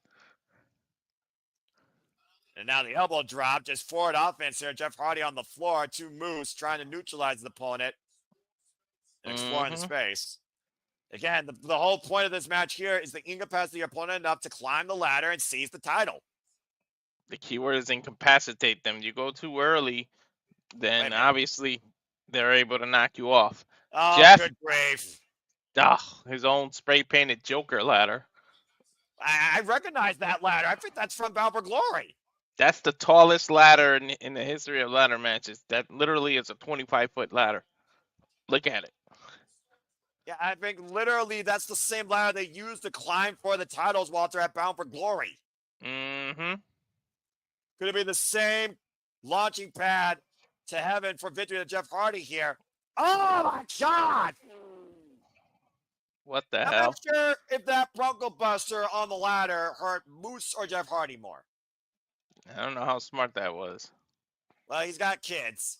Take a look at this. I guess he doesn't need any more, so throw caution to the wind, right? Yeah, who needs a vasectomy when you can just have a ladder up in the groin?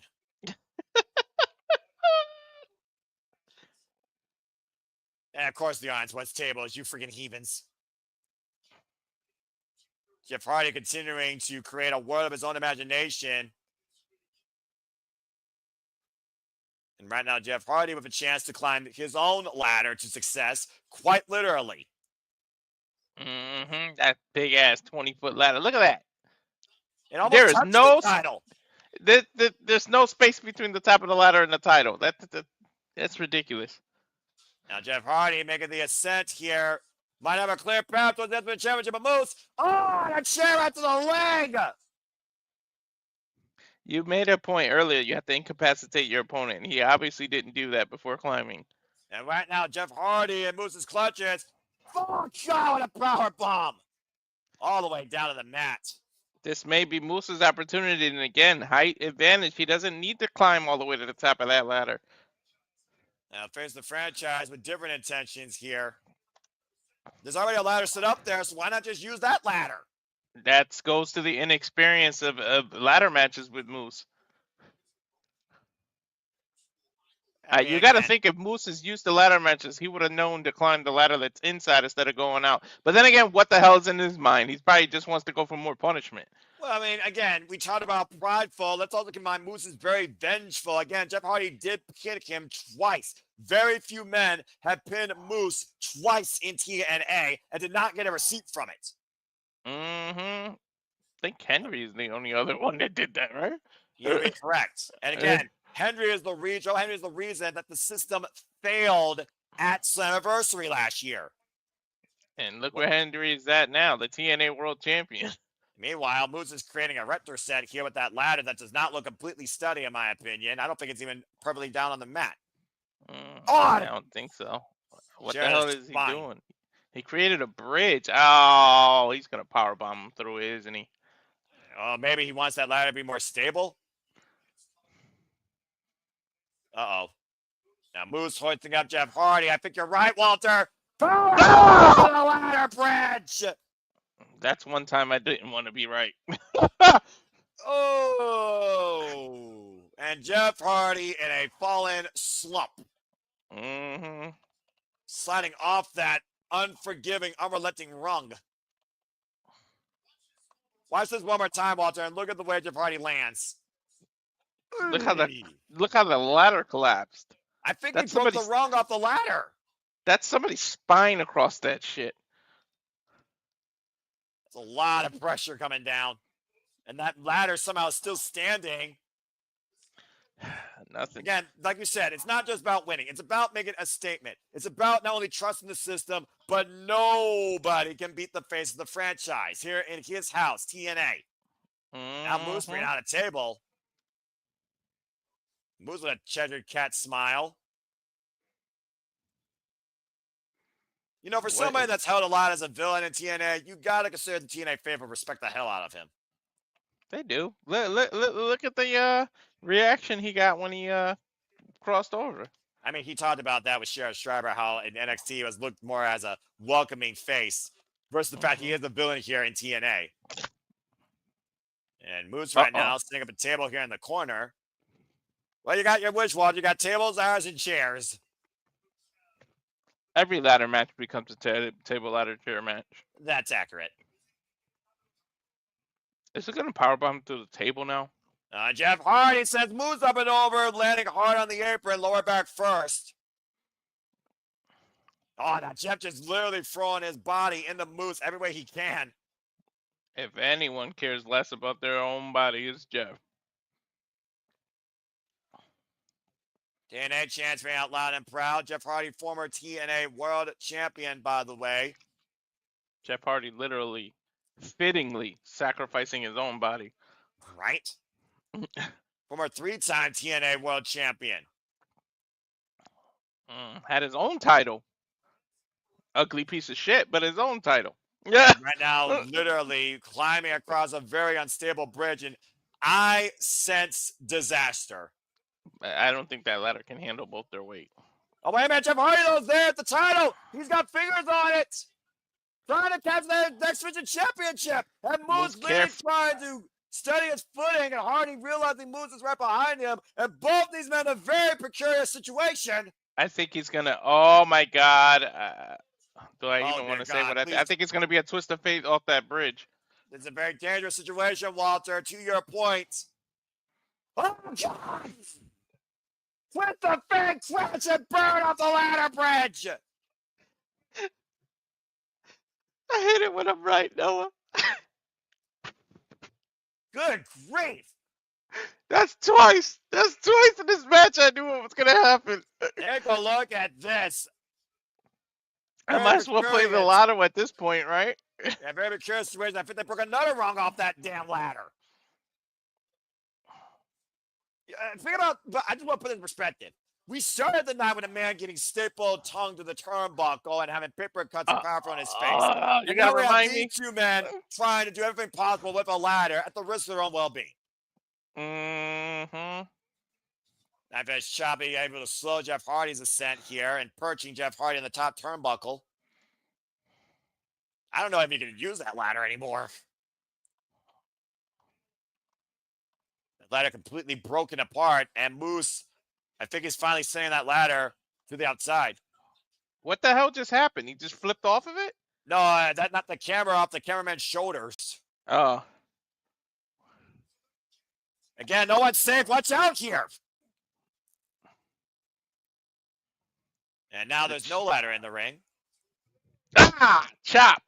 And Moose cleaning house here and ripping away the mesh shirt of Jeff Hardy, exposing the chest to make those chops feel even more potent.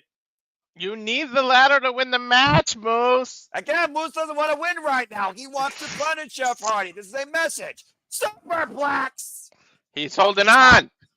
Yeah, to your point, but Jeff Hardy gets to the midsection and a twist on his face. Don't forget that table's still in that corner. Moose not stopping the spear. I'm surprised he didn't spear him through the table.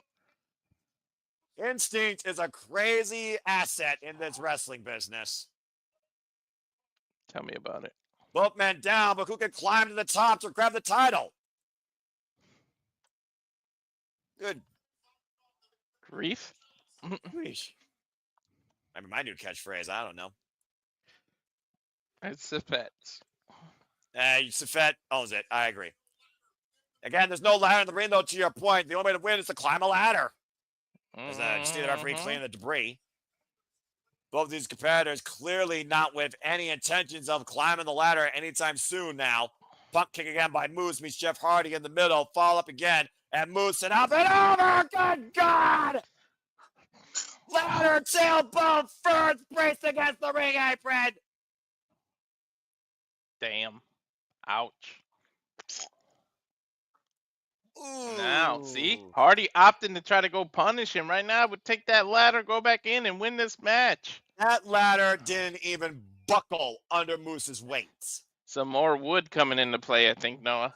And another table. We still have the table set up in the ring in the corner, by the way. You know that'll come into play eventually. I would think. Oh, no. He's going to lay him on the table and climb that ladder and swanton bomb off of it, isn't he? Can you stop trying to be the Nostradamus of Hardyism? Was I wrong, though? Unfortunately, the last 2 times you weren't. So, again, your statistics have been on point. This is the most aggression I've seen in a long time out of Jeff Hardy and Moose in their confrontations. Well, There's been a lot of them. This environment brings that out of Hardy. Yeah, again, let's go through the enigmatic mind of Jeff Hardy. Have a seat there, Moose. He is an artist. He is a mad artist that will literally hurt himself for his craft. Literally. I told you it's a fitting name of the pay-per-view. He would sacrifice his body. WrestleMania 23, he broke himself an edge. WrestleMania 25, he broke his coccyx trying to destroy his own brother. And steel chair just thrown in the face of Moose, who's laid out I across already the know table. what's coming. And now Jeff Hardy literally trying to get out of that chain mesh shirt for whatever reason, unleashing his inner extreme. Oh, no, wait. Going up to the top turnbuckle and Moose down on there. And a swanton bomb for Moose through the table. I told you.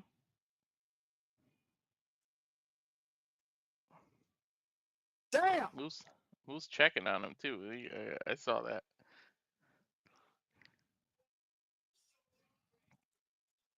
Reckless abandonment. Well-being be damned. Thy name is Jeff Hardy.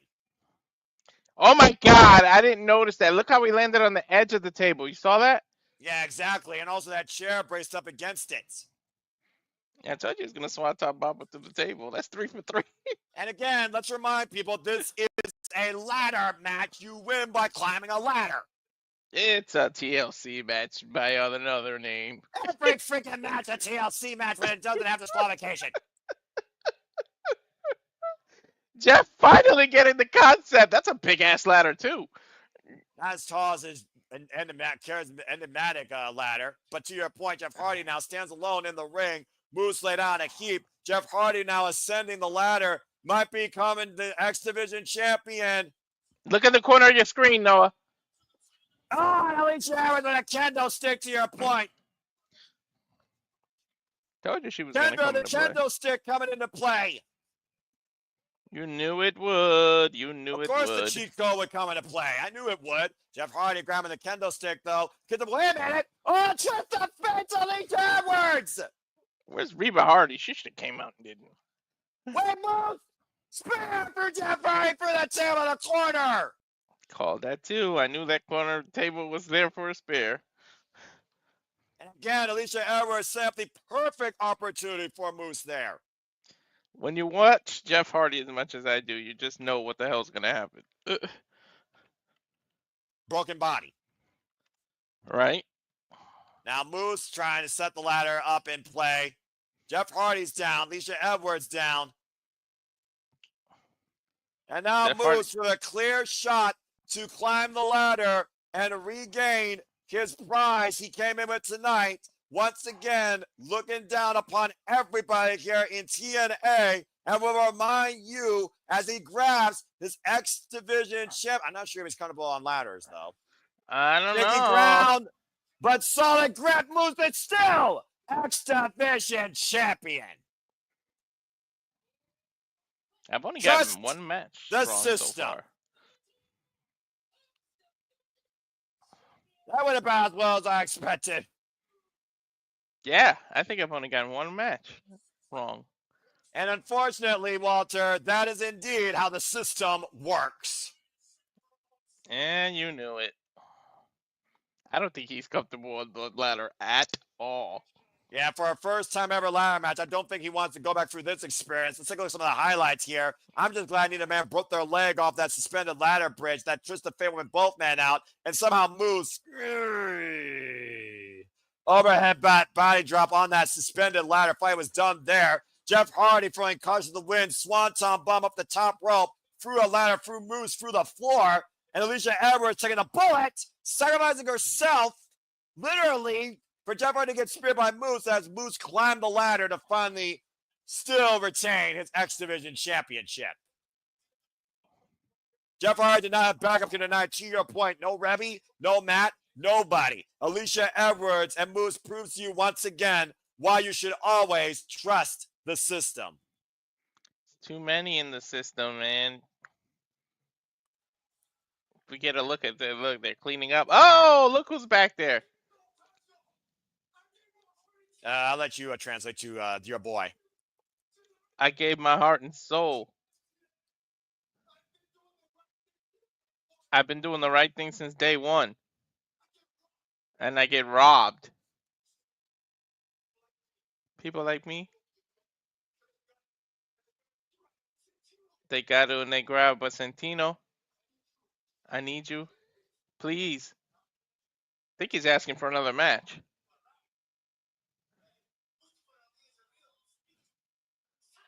Sticky, Slamakan! You're right. Santino telling him he's right. Yeah. You want another match? Listen to this. This Thursday, Impact. Tasha Steelz and the rest of the cabinet is going to be banned. That's what I do. Okay, so another match where the rest of the cabinet is banned. Santana is fired up. You know how much pride he came into tonight in El Paso, Texas. You heard what he said. He left his soul. He left his heart. He left it all out there, but it still was a losing effort. As we go back inside the impact zone, there you see the steel cage being assembled. Again, the first steel cage match in TNA in over 6 years. I see cages being built. And feelings coming Thursday night, TNA Impact. Let's go ahead and talk about, you talked about it earlier, Chavo Guerrero Jr. will be in the Impact Zone this Thursday on TNA Impact. Legend of the Guerrero family. Can other companies take note? Look at the pace of this event. We're on the main event already. I told you, nobody does it better than TNA. And right now we're just, building time here. And again, it's been an absolute pleasure covering this for you folks, whether you're tuning in just now for the whole night. It's been an incredible night here from El Paso, Texas at Sacrifice. Moose retaining the X Division championship.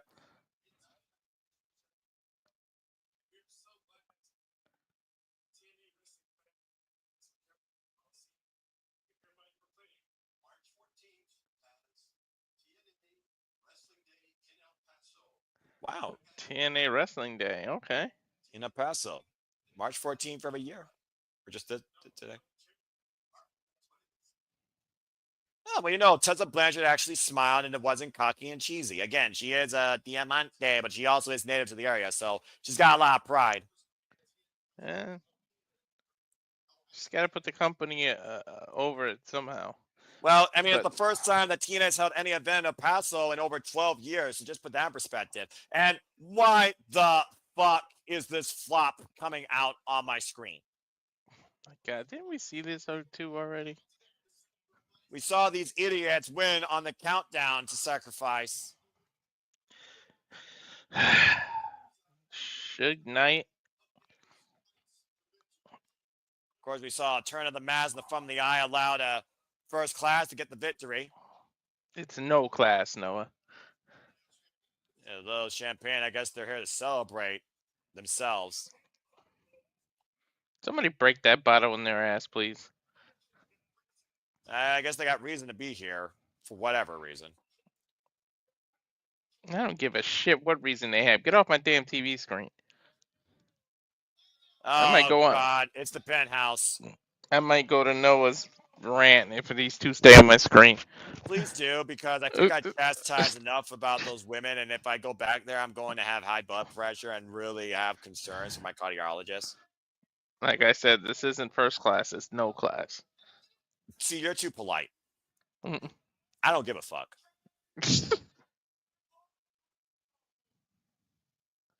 I'm gonna be good boy. I'm gonna be good guy. I'm not gonna go on, I'm not gonna, I'm gonna be a good person now.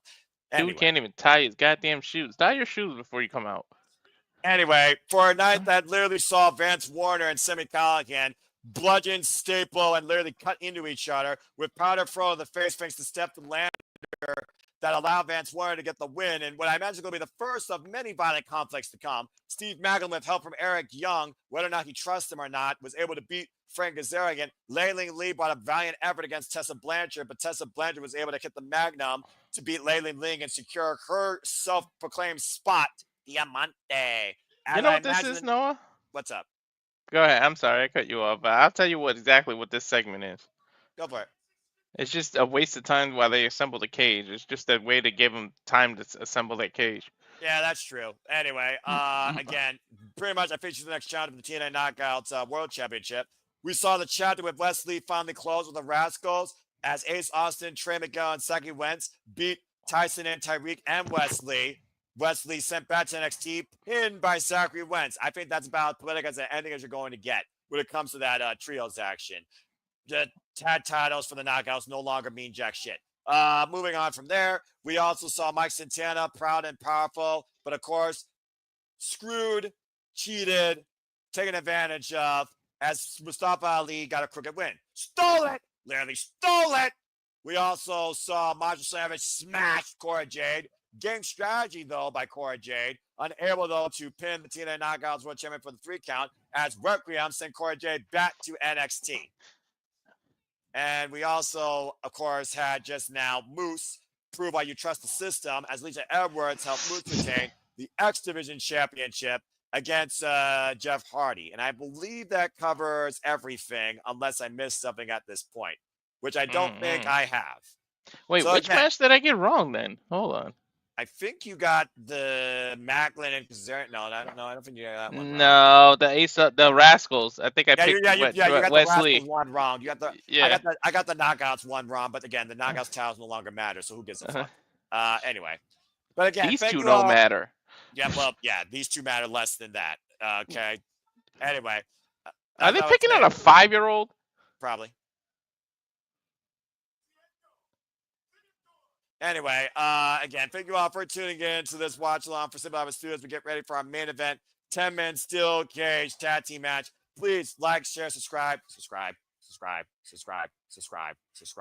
Comment, tell friends. We do this for all the biggest shows, pay-per-views, specials, PLDs, across all things wrestling. WWE, NXT, TNA, RLH, AEW, independent things, including ASOG. And tomorrow, we got New Japan Pro Wrestling coming up here. We'll cover the finals of New Japan Cup. And we got a ton of stuff coming up for you folks here in April. We're also going to cover the Benefit show as well, a show literally dedicated to Chris Bay. So please, you can support us in all those endeavors. Please do. Again, this weekend, we're not going to let up on you. Tomorrow, we have a watch along for House of Glory, where we got the likes of Solidify 2 versus Donovan Jajakovic. Let's fucking go. We also got Private Party. We got Megan Bain, possibly. We got Mercedes Monet making her HOD debut.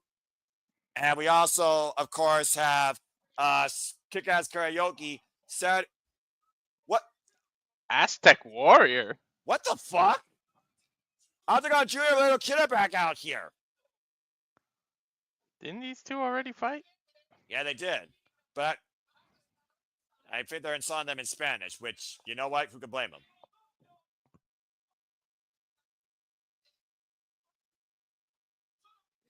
Please translate, Walter.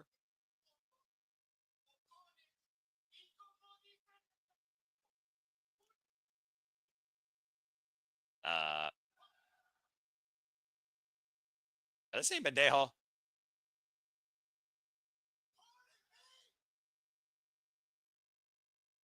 this just took a turn.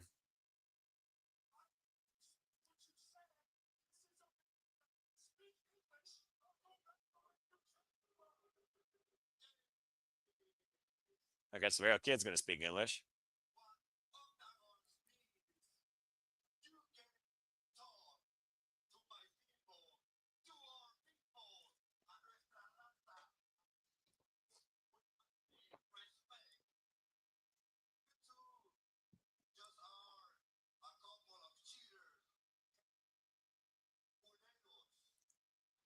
Culeros. Oh, that's what that means.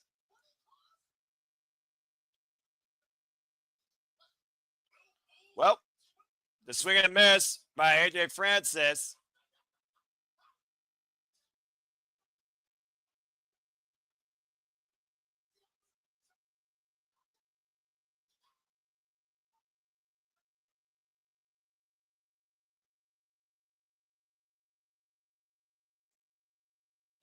Wait, what's that noise?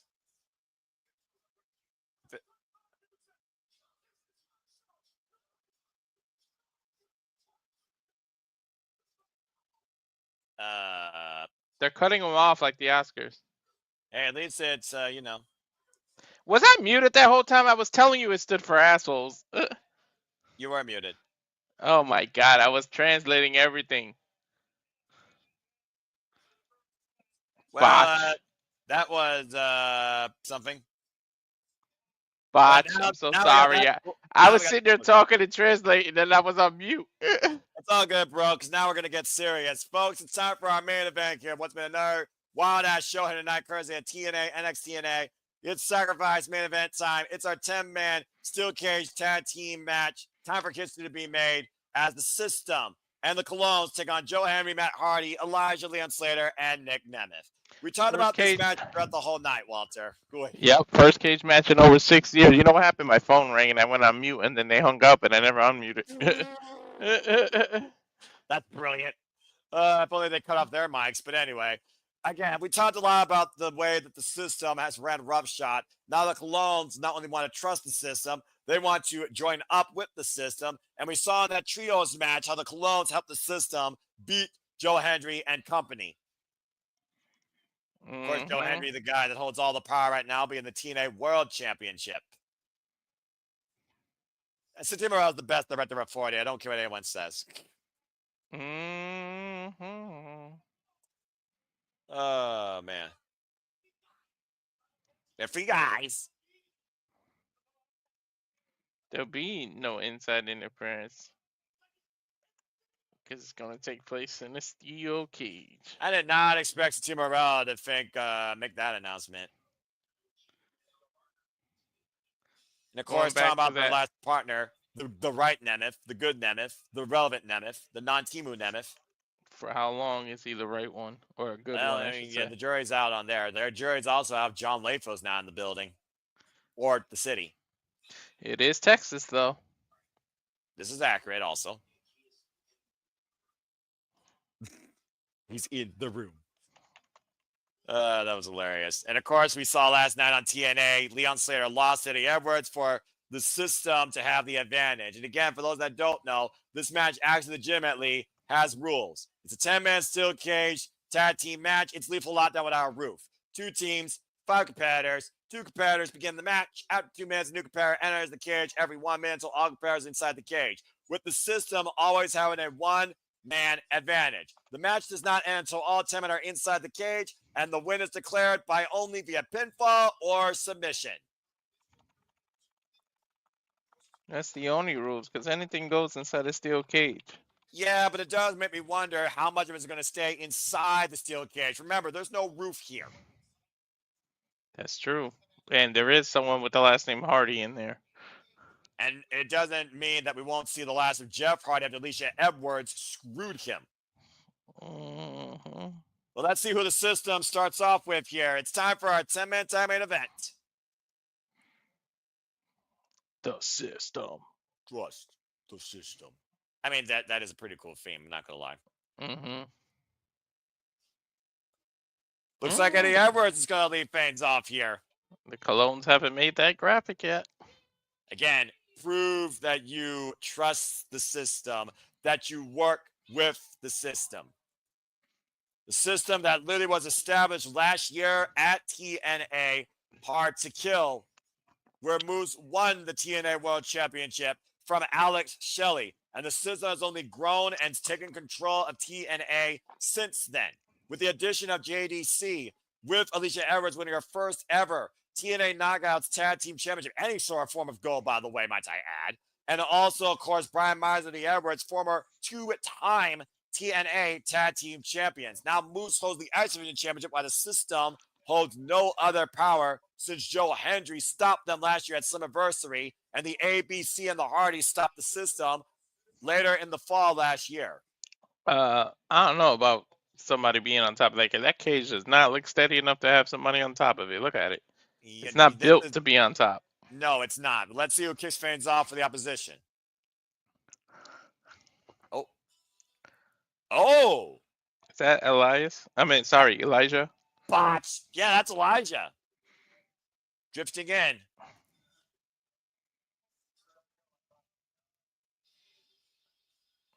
He walks alone. Where is he? Hello? Mm-mm. What's going on here? Elijah. What the hell? Is he riding a horse? Yes, he is. What? Hey, we are in Texas. Well, that's one way to make an entrance, I suppose. Elijah is literally riding it in Texas. Ride him, cowboy. Yo!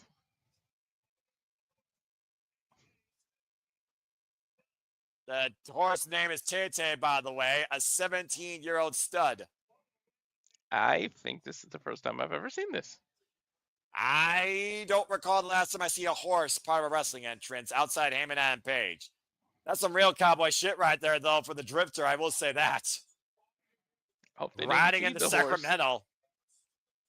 Hope they didn't feed the horse. We don't need that mistake of the fucking dog pound match. Let's not bring up negative. Hey, he's got a live mic. One question for everybody here tonight. I know the question. Who wants to walk with Elijah? I think he said ride with Elijah this time. That's fitting. Is he going to perform? You don't want to hurt the freaking horse's ears and make him go wild. That's true. You don't want it to buck. Well, Elijah and Eddie Edwards are kicking things off in this 10-man steel cage tag team match. What the fuck is 2025? I'm seeing a live horse on wrestling. Elijah saying Joe Henry's got nothing to worry about. Wait a minute. Is he actually going to perform? Maybe. I mean, he does have his guitar. And he is in a accomplished position. Whoa, walk with Elijah. Seven Nation Army, approve. Oh, walk with Elijah. Not copyright. You're in Texas. You gotta hit country. You better hit Johnny Cash or something. Let's see what he's got.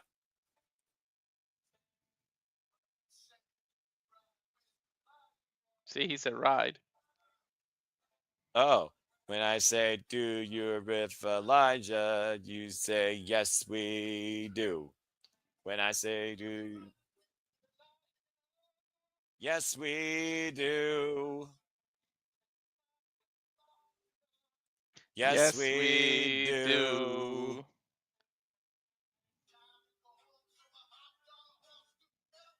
Oh, hey, there's the cheap pop.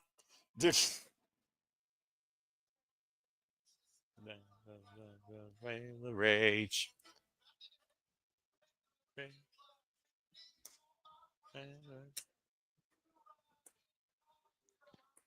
Yes, yes we do. Yes, we do. Yes, we do. I think he's having microphone issues. We do. Bravo! That was far better than Travis Scott ever could produce. We never know if Joe Hendry comes out with his own concert too. I mean, you know, every performance deserves an encore or a closing act, right? You know, he's gonna be the last one to come out too. Just well, do you believe in that? Of course, you need the pop. I suppose that's true. So you want to explain to the folks what exactly the advantage is? The advantage is each time that the 1 minute interval is up, there will be another person from one team entering in. And unfortunately, the next person to enter in will be Team System after Eddie Edwards beat Leon Slater last night, meaning each time there will always be a one-man advantage on the System side. But for now, these two are going to duke it out for 2 minutes. And this match is not officially underway till all 10 men are inside that cage. Just like War Games. It's live a lot down without a roof, dude. Just call it what it is. Yes, it is. Yes, it is. Okay, that's enough of that. That's why I said it that Party way. drop. And a non-copyright, no singing. We'll do enough of that tomorrow. Get your wallets ready! Shut the fuck up! And Irish Whip reverse Irish Whip. It's tax season. It's St. Patrick's Day. Get drunk and go freaking blow your load. Nah, PayPal us for the singing. No. Go get your first pint of Guinness and drink with your partner, and then give them a night more worthwhile than anything Ash and Heather could give you. Wow. What? Sorry. Not sorry. And Elijah right now. What's Elijah about to go old school? Mm-hmm. We're going to walk with Elijah across the top rope here. And wiping out the right arm of Eddie Edwards. It's going to be a long draw till this thing really picks up, Walter. You know it.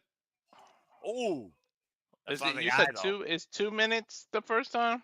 Yes, and then they said 1 minute, but I just suggest you really watch the wins primary goes quicker than that. 1 minute for each interval for another person to come in. And again, the System has the advantage. So the next person is either going to be Botch, Brian Myers, Brian Myers, GC, or the Colognes, to your point.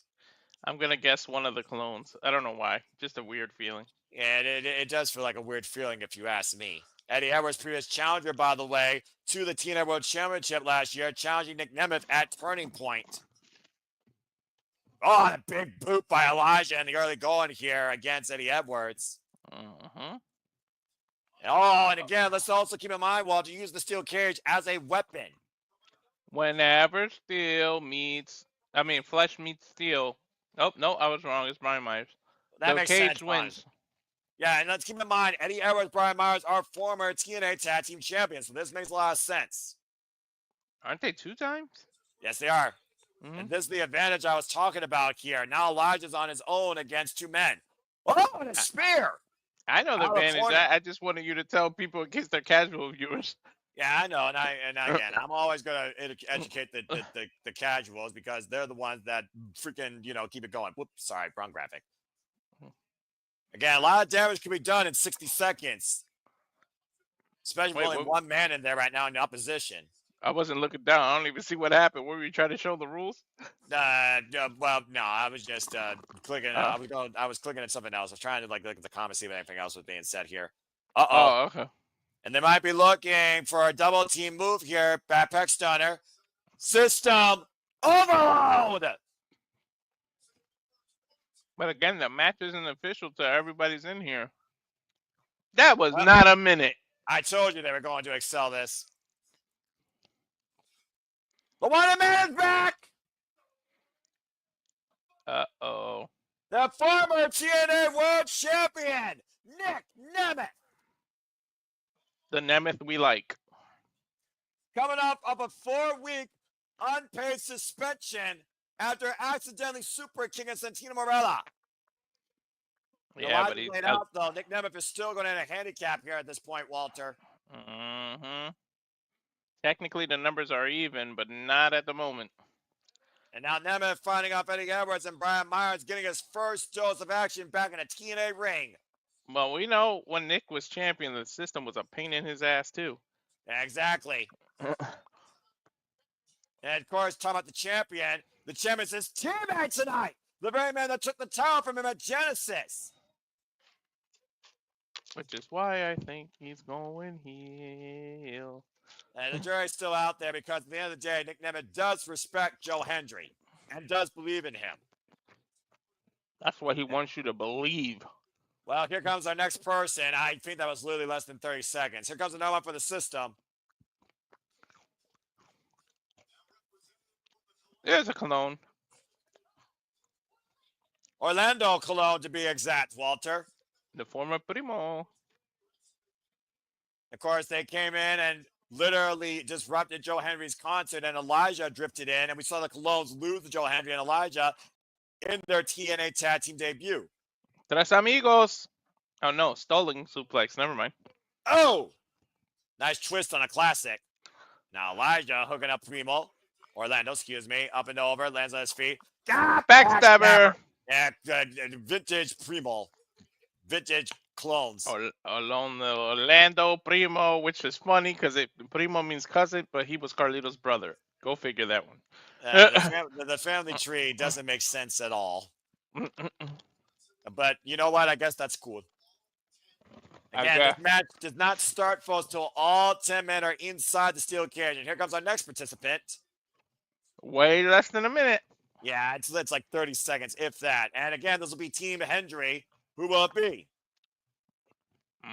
No idea. Matt Hardy, maybe? Nope, the young star with promise, Leon Slater, who's also had his fair share of problems with the system. I don't know about you, but the pace is about to get quickened. Don't blink, Noah. Yeah, and let's think about this. This is also a big moment for Leon Slater. This is his first ever TNA main event. At 20 years old, what the hell is this young stud going to do here against Eddie Edwards while they're both on the top rope? Hurricane? He don't got the room for it. Whoa, man! Oh, shit! You were saying? I told you he was going to do it, though. Making the most out of such a small territory. You know he wants to make an impression. You know he idolized Jeff Hardy growing up in the Hardys, and now Hardy's going to be one of his partners. He's teamed with the Hardys before, and he wants to impress them. He's also been insulted and assaulted by the system countless weeks, courtesy of JDC. And the numbers are even now, too. And here comes another member for the system here shortly. You said they were even. Well, they're not about to be here in a moment. The other Cologne.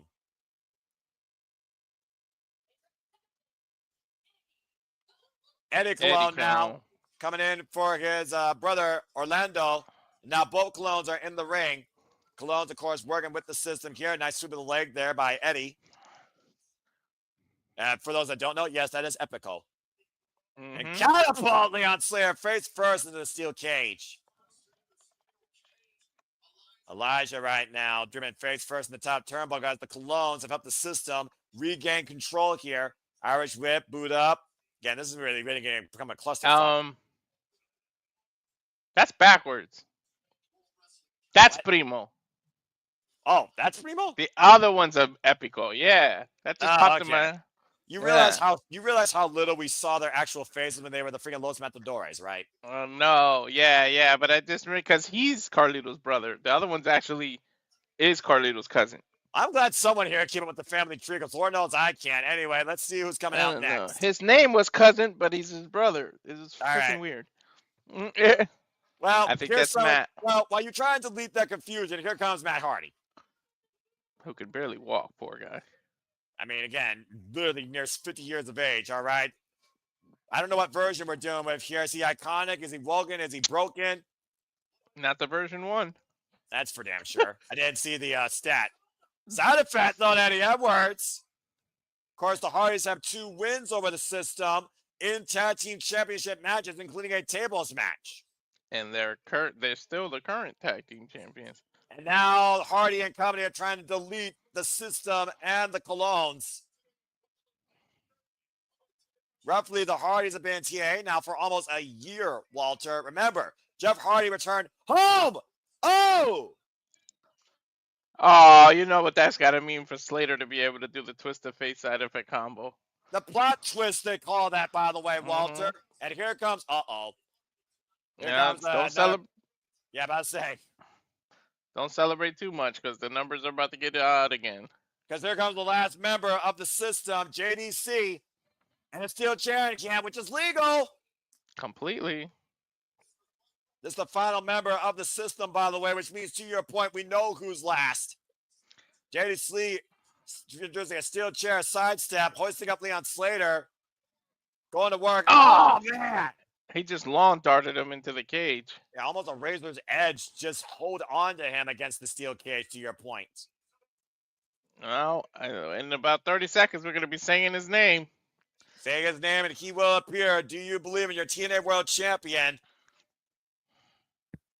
Lynette. Take an opportunity wherever he can. Locked inside. Get ready for a huge ovation. Might Right, call it a standing ovation. Oh. See what I did there? Yeah, but again, look what the system's doing to Leon Slater with that steel chair in play. 5, 4, 3, 2, Oh, 1. Man. It's been a long damn time. Say his name. Go ahead. I believe in Joe Hendry. I believe in Joe Hendry. Okay, I did my gimmick. That's why I shut up and let you finish. Now leave it to you to let me do all the freaking shticks that aren't yours. Subscribe to Rich the rest of the day. And look at Brian Myers holding on to the cage door. Shit, that's actually smart. Yeah, Henry can't enter. Yeah, but remember, there's no roof. Oh, well, that works. They just did that to make this. Forcing his way in the cage, and this match is officially underway. They did that so the song could last a little longer. You know that, right? Exactly. Yeah, there's no denying that. But now, Walter, pinfall submission decides this. Yeah, there's no escape. And JDC coming off the second rope. Caught by Joe Hendry. Fall away slams for everybody. With everybody saying, we believe. Damn right, except King, still a hater. Clement clothesline to Eddie Edwards in the corner. King, I hope you're doing it right, by the way, brother. And what's Joe Hendry looking for here against Eddie Edwards? Yeah, I don't know. No idea, but that cage is awfully close to the ring. Well, Eddie Edwards braced him in the corner where that door is. Again, skip doesn't matter. Joe Hendry. Uh-oh. Is he doing a super fall away slam? That's exactly it. Or an avalanche fall away slam, I should say. From the top turnbuckle and a kip up. I think someone's motivated, Noah. Well, bottom line, we believe. There it is. Oh, that's a serious look tonight. Oh, a low blow. I believe that was a low blow. Oh. Again, no DQs inside a steel cage. Only way this ends now is via pinfall or submission. System has the advantage right now because Hardy's team is pretty much on the mat. But it's been the complete MO, though, of the system. And to your point, they've isolated the champion. Double super kicks. Brian Myers and JDC rocking Joe Hendry. And they're teaming up against the world champion. Pop up. Oh! Pop up. Double knees. This is good. Yeah. It's a long coming Joe Hendry. Are you kidding? Oh! That would have been epic. Epico nearly pinned the TNA World Champion. I'm sorry, Orlando, whatever the hell. Look, names are what they are, especially when you were mostly known as a matador. Actually, that's his real name. Isn't Orlando his real name? I think Orlando's his real name. Nick Nemeth going for the super kick. Eddie Edwards scouting it, though. Nick Nemeth sent face first the steel cage, and Eddie Edwards. Thunderbolt cover 2 now! Damn it, now I gotta look that up. Orlando Tito Colon Nieves. Told you. Oh, what the hell is Ryan Nemeth doing out here? Now is that Primo's real name?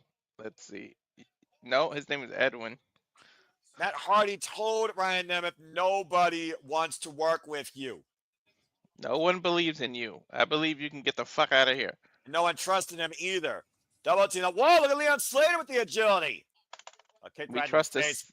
I trust the system more than Ryan. And Leon Slater, though, got not saying much, though. Turnbuckle. Yeah, that's a low bar. Nice shot by JDC as JDC and Eddie Edwards have isolated Leon Slater. Double team effort here in play. And Leon Slater, might be going for a long, hard ride. This is a dangerous spot here. Leon Slater almost sitting on top of that steel cage. To your point, not a whole lot of room there to have a seat. Oh dear Lord. To be honest, I think it's less than 15 feet tall. The standard steel cage is 15 feet. 13 feet, but it's still going to be a hell of a drop. Oh, no. And JDC and Eddie Edwards looking to hook up Leon Slater. Leon Slater trying to fight back, though. And he is. There is no room for error up there. Oh! Speaking of error. Eddie Edwards and JDC now brace on the top rope. And Leon Slater, what is Leon thinking? Don't ask me. Leon. That cage is not steady, Leon. I want to do this. You gotta be freaking joking. Did he just do the Swanton 450 off the top of the cage? Top of the cage.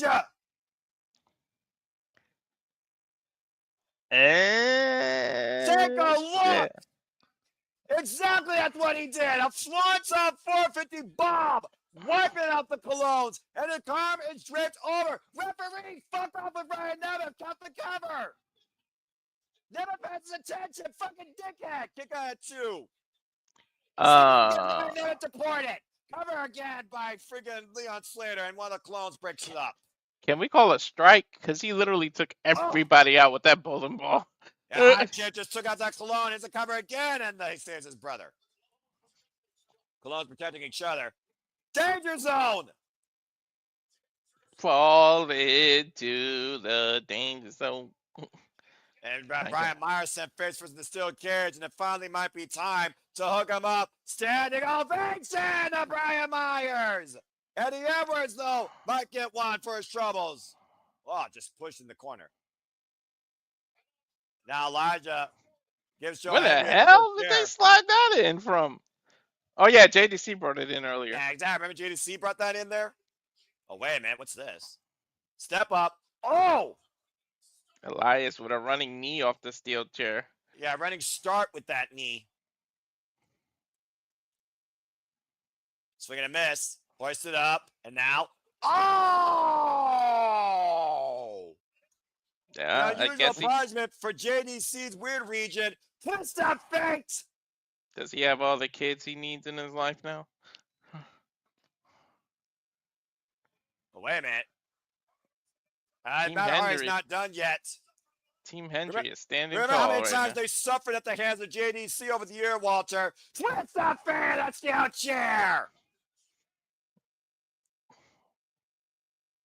Cover.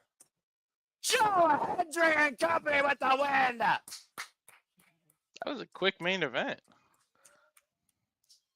Well, how long it took some of the cage? I'm not surprised. I want to see the after effect to see if I was right. Come on. We'll see here momentarily. Congratulations to Joe Hendry, Leon Slater, Elijah, and Matt Hardy, and Nick Nemeth, your winners of this 10-man steel cage tag team match. Tag team in parentheses. I only got one match wrong. You know I switched this, right? When I did the picks? Yes, I will look at the form and confirm it, but I also got one match wrong. And again, fuck those titles for life. Congratulations to Joe Hendry and company, standing tall tonight at the end of Sacrifice. Come on. Where's the super kick? And take a look at the twist of fate, though, in the chair. He could have literally wrecked JDC's neck.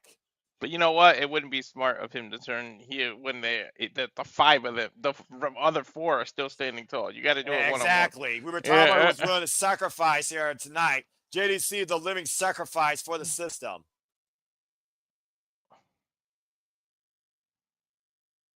And welcome back, Nick Nemeth. Mm-hmm. What a team. What a lineup there. There's the future of TNA, folks. Trust me, Elias is going to go heel one turn on him, too. Yeah, it not today, but eventually. Well, thankfully, tonight, it was enough to stop the system. And Leon Slater making his leave, as well as Joe Hendry. Great steel cage match. Great return to this structure.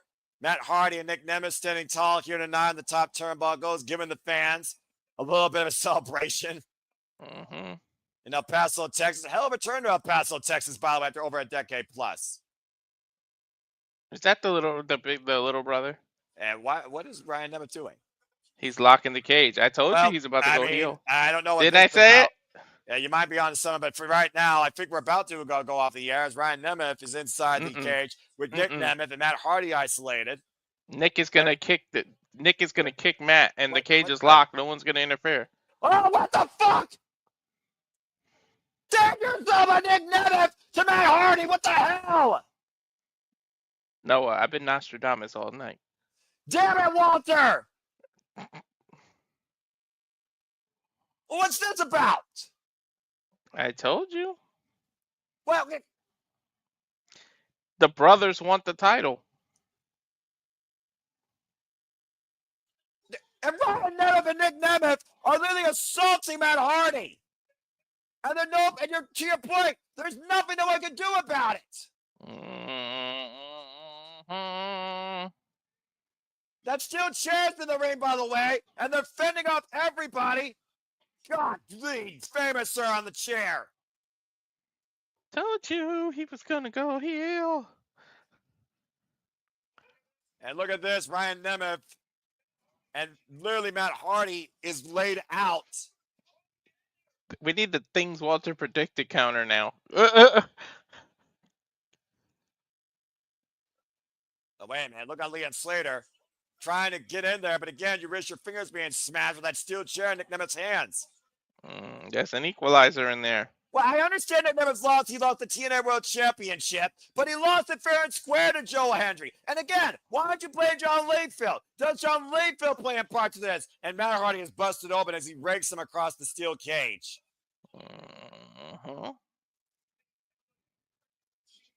Good grief. Putting the cheese grater against the fucking cage. Yeah, the first time we're actually seeing that tonight. Well, we thought a sacrifice was going to be made. I guess we found out who exactly it was. Massive headbutts, and Matt Hardy is a bleeding mess. Sorry, no. When you're right, you're right. And unfortunately, you are. And again, Nemeth has the key to the lock. To your point, is he hitting him with a key or with a lock? What is that? That's a key. Oh.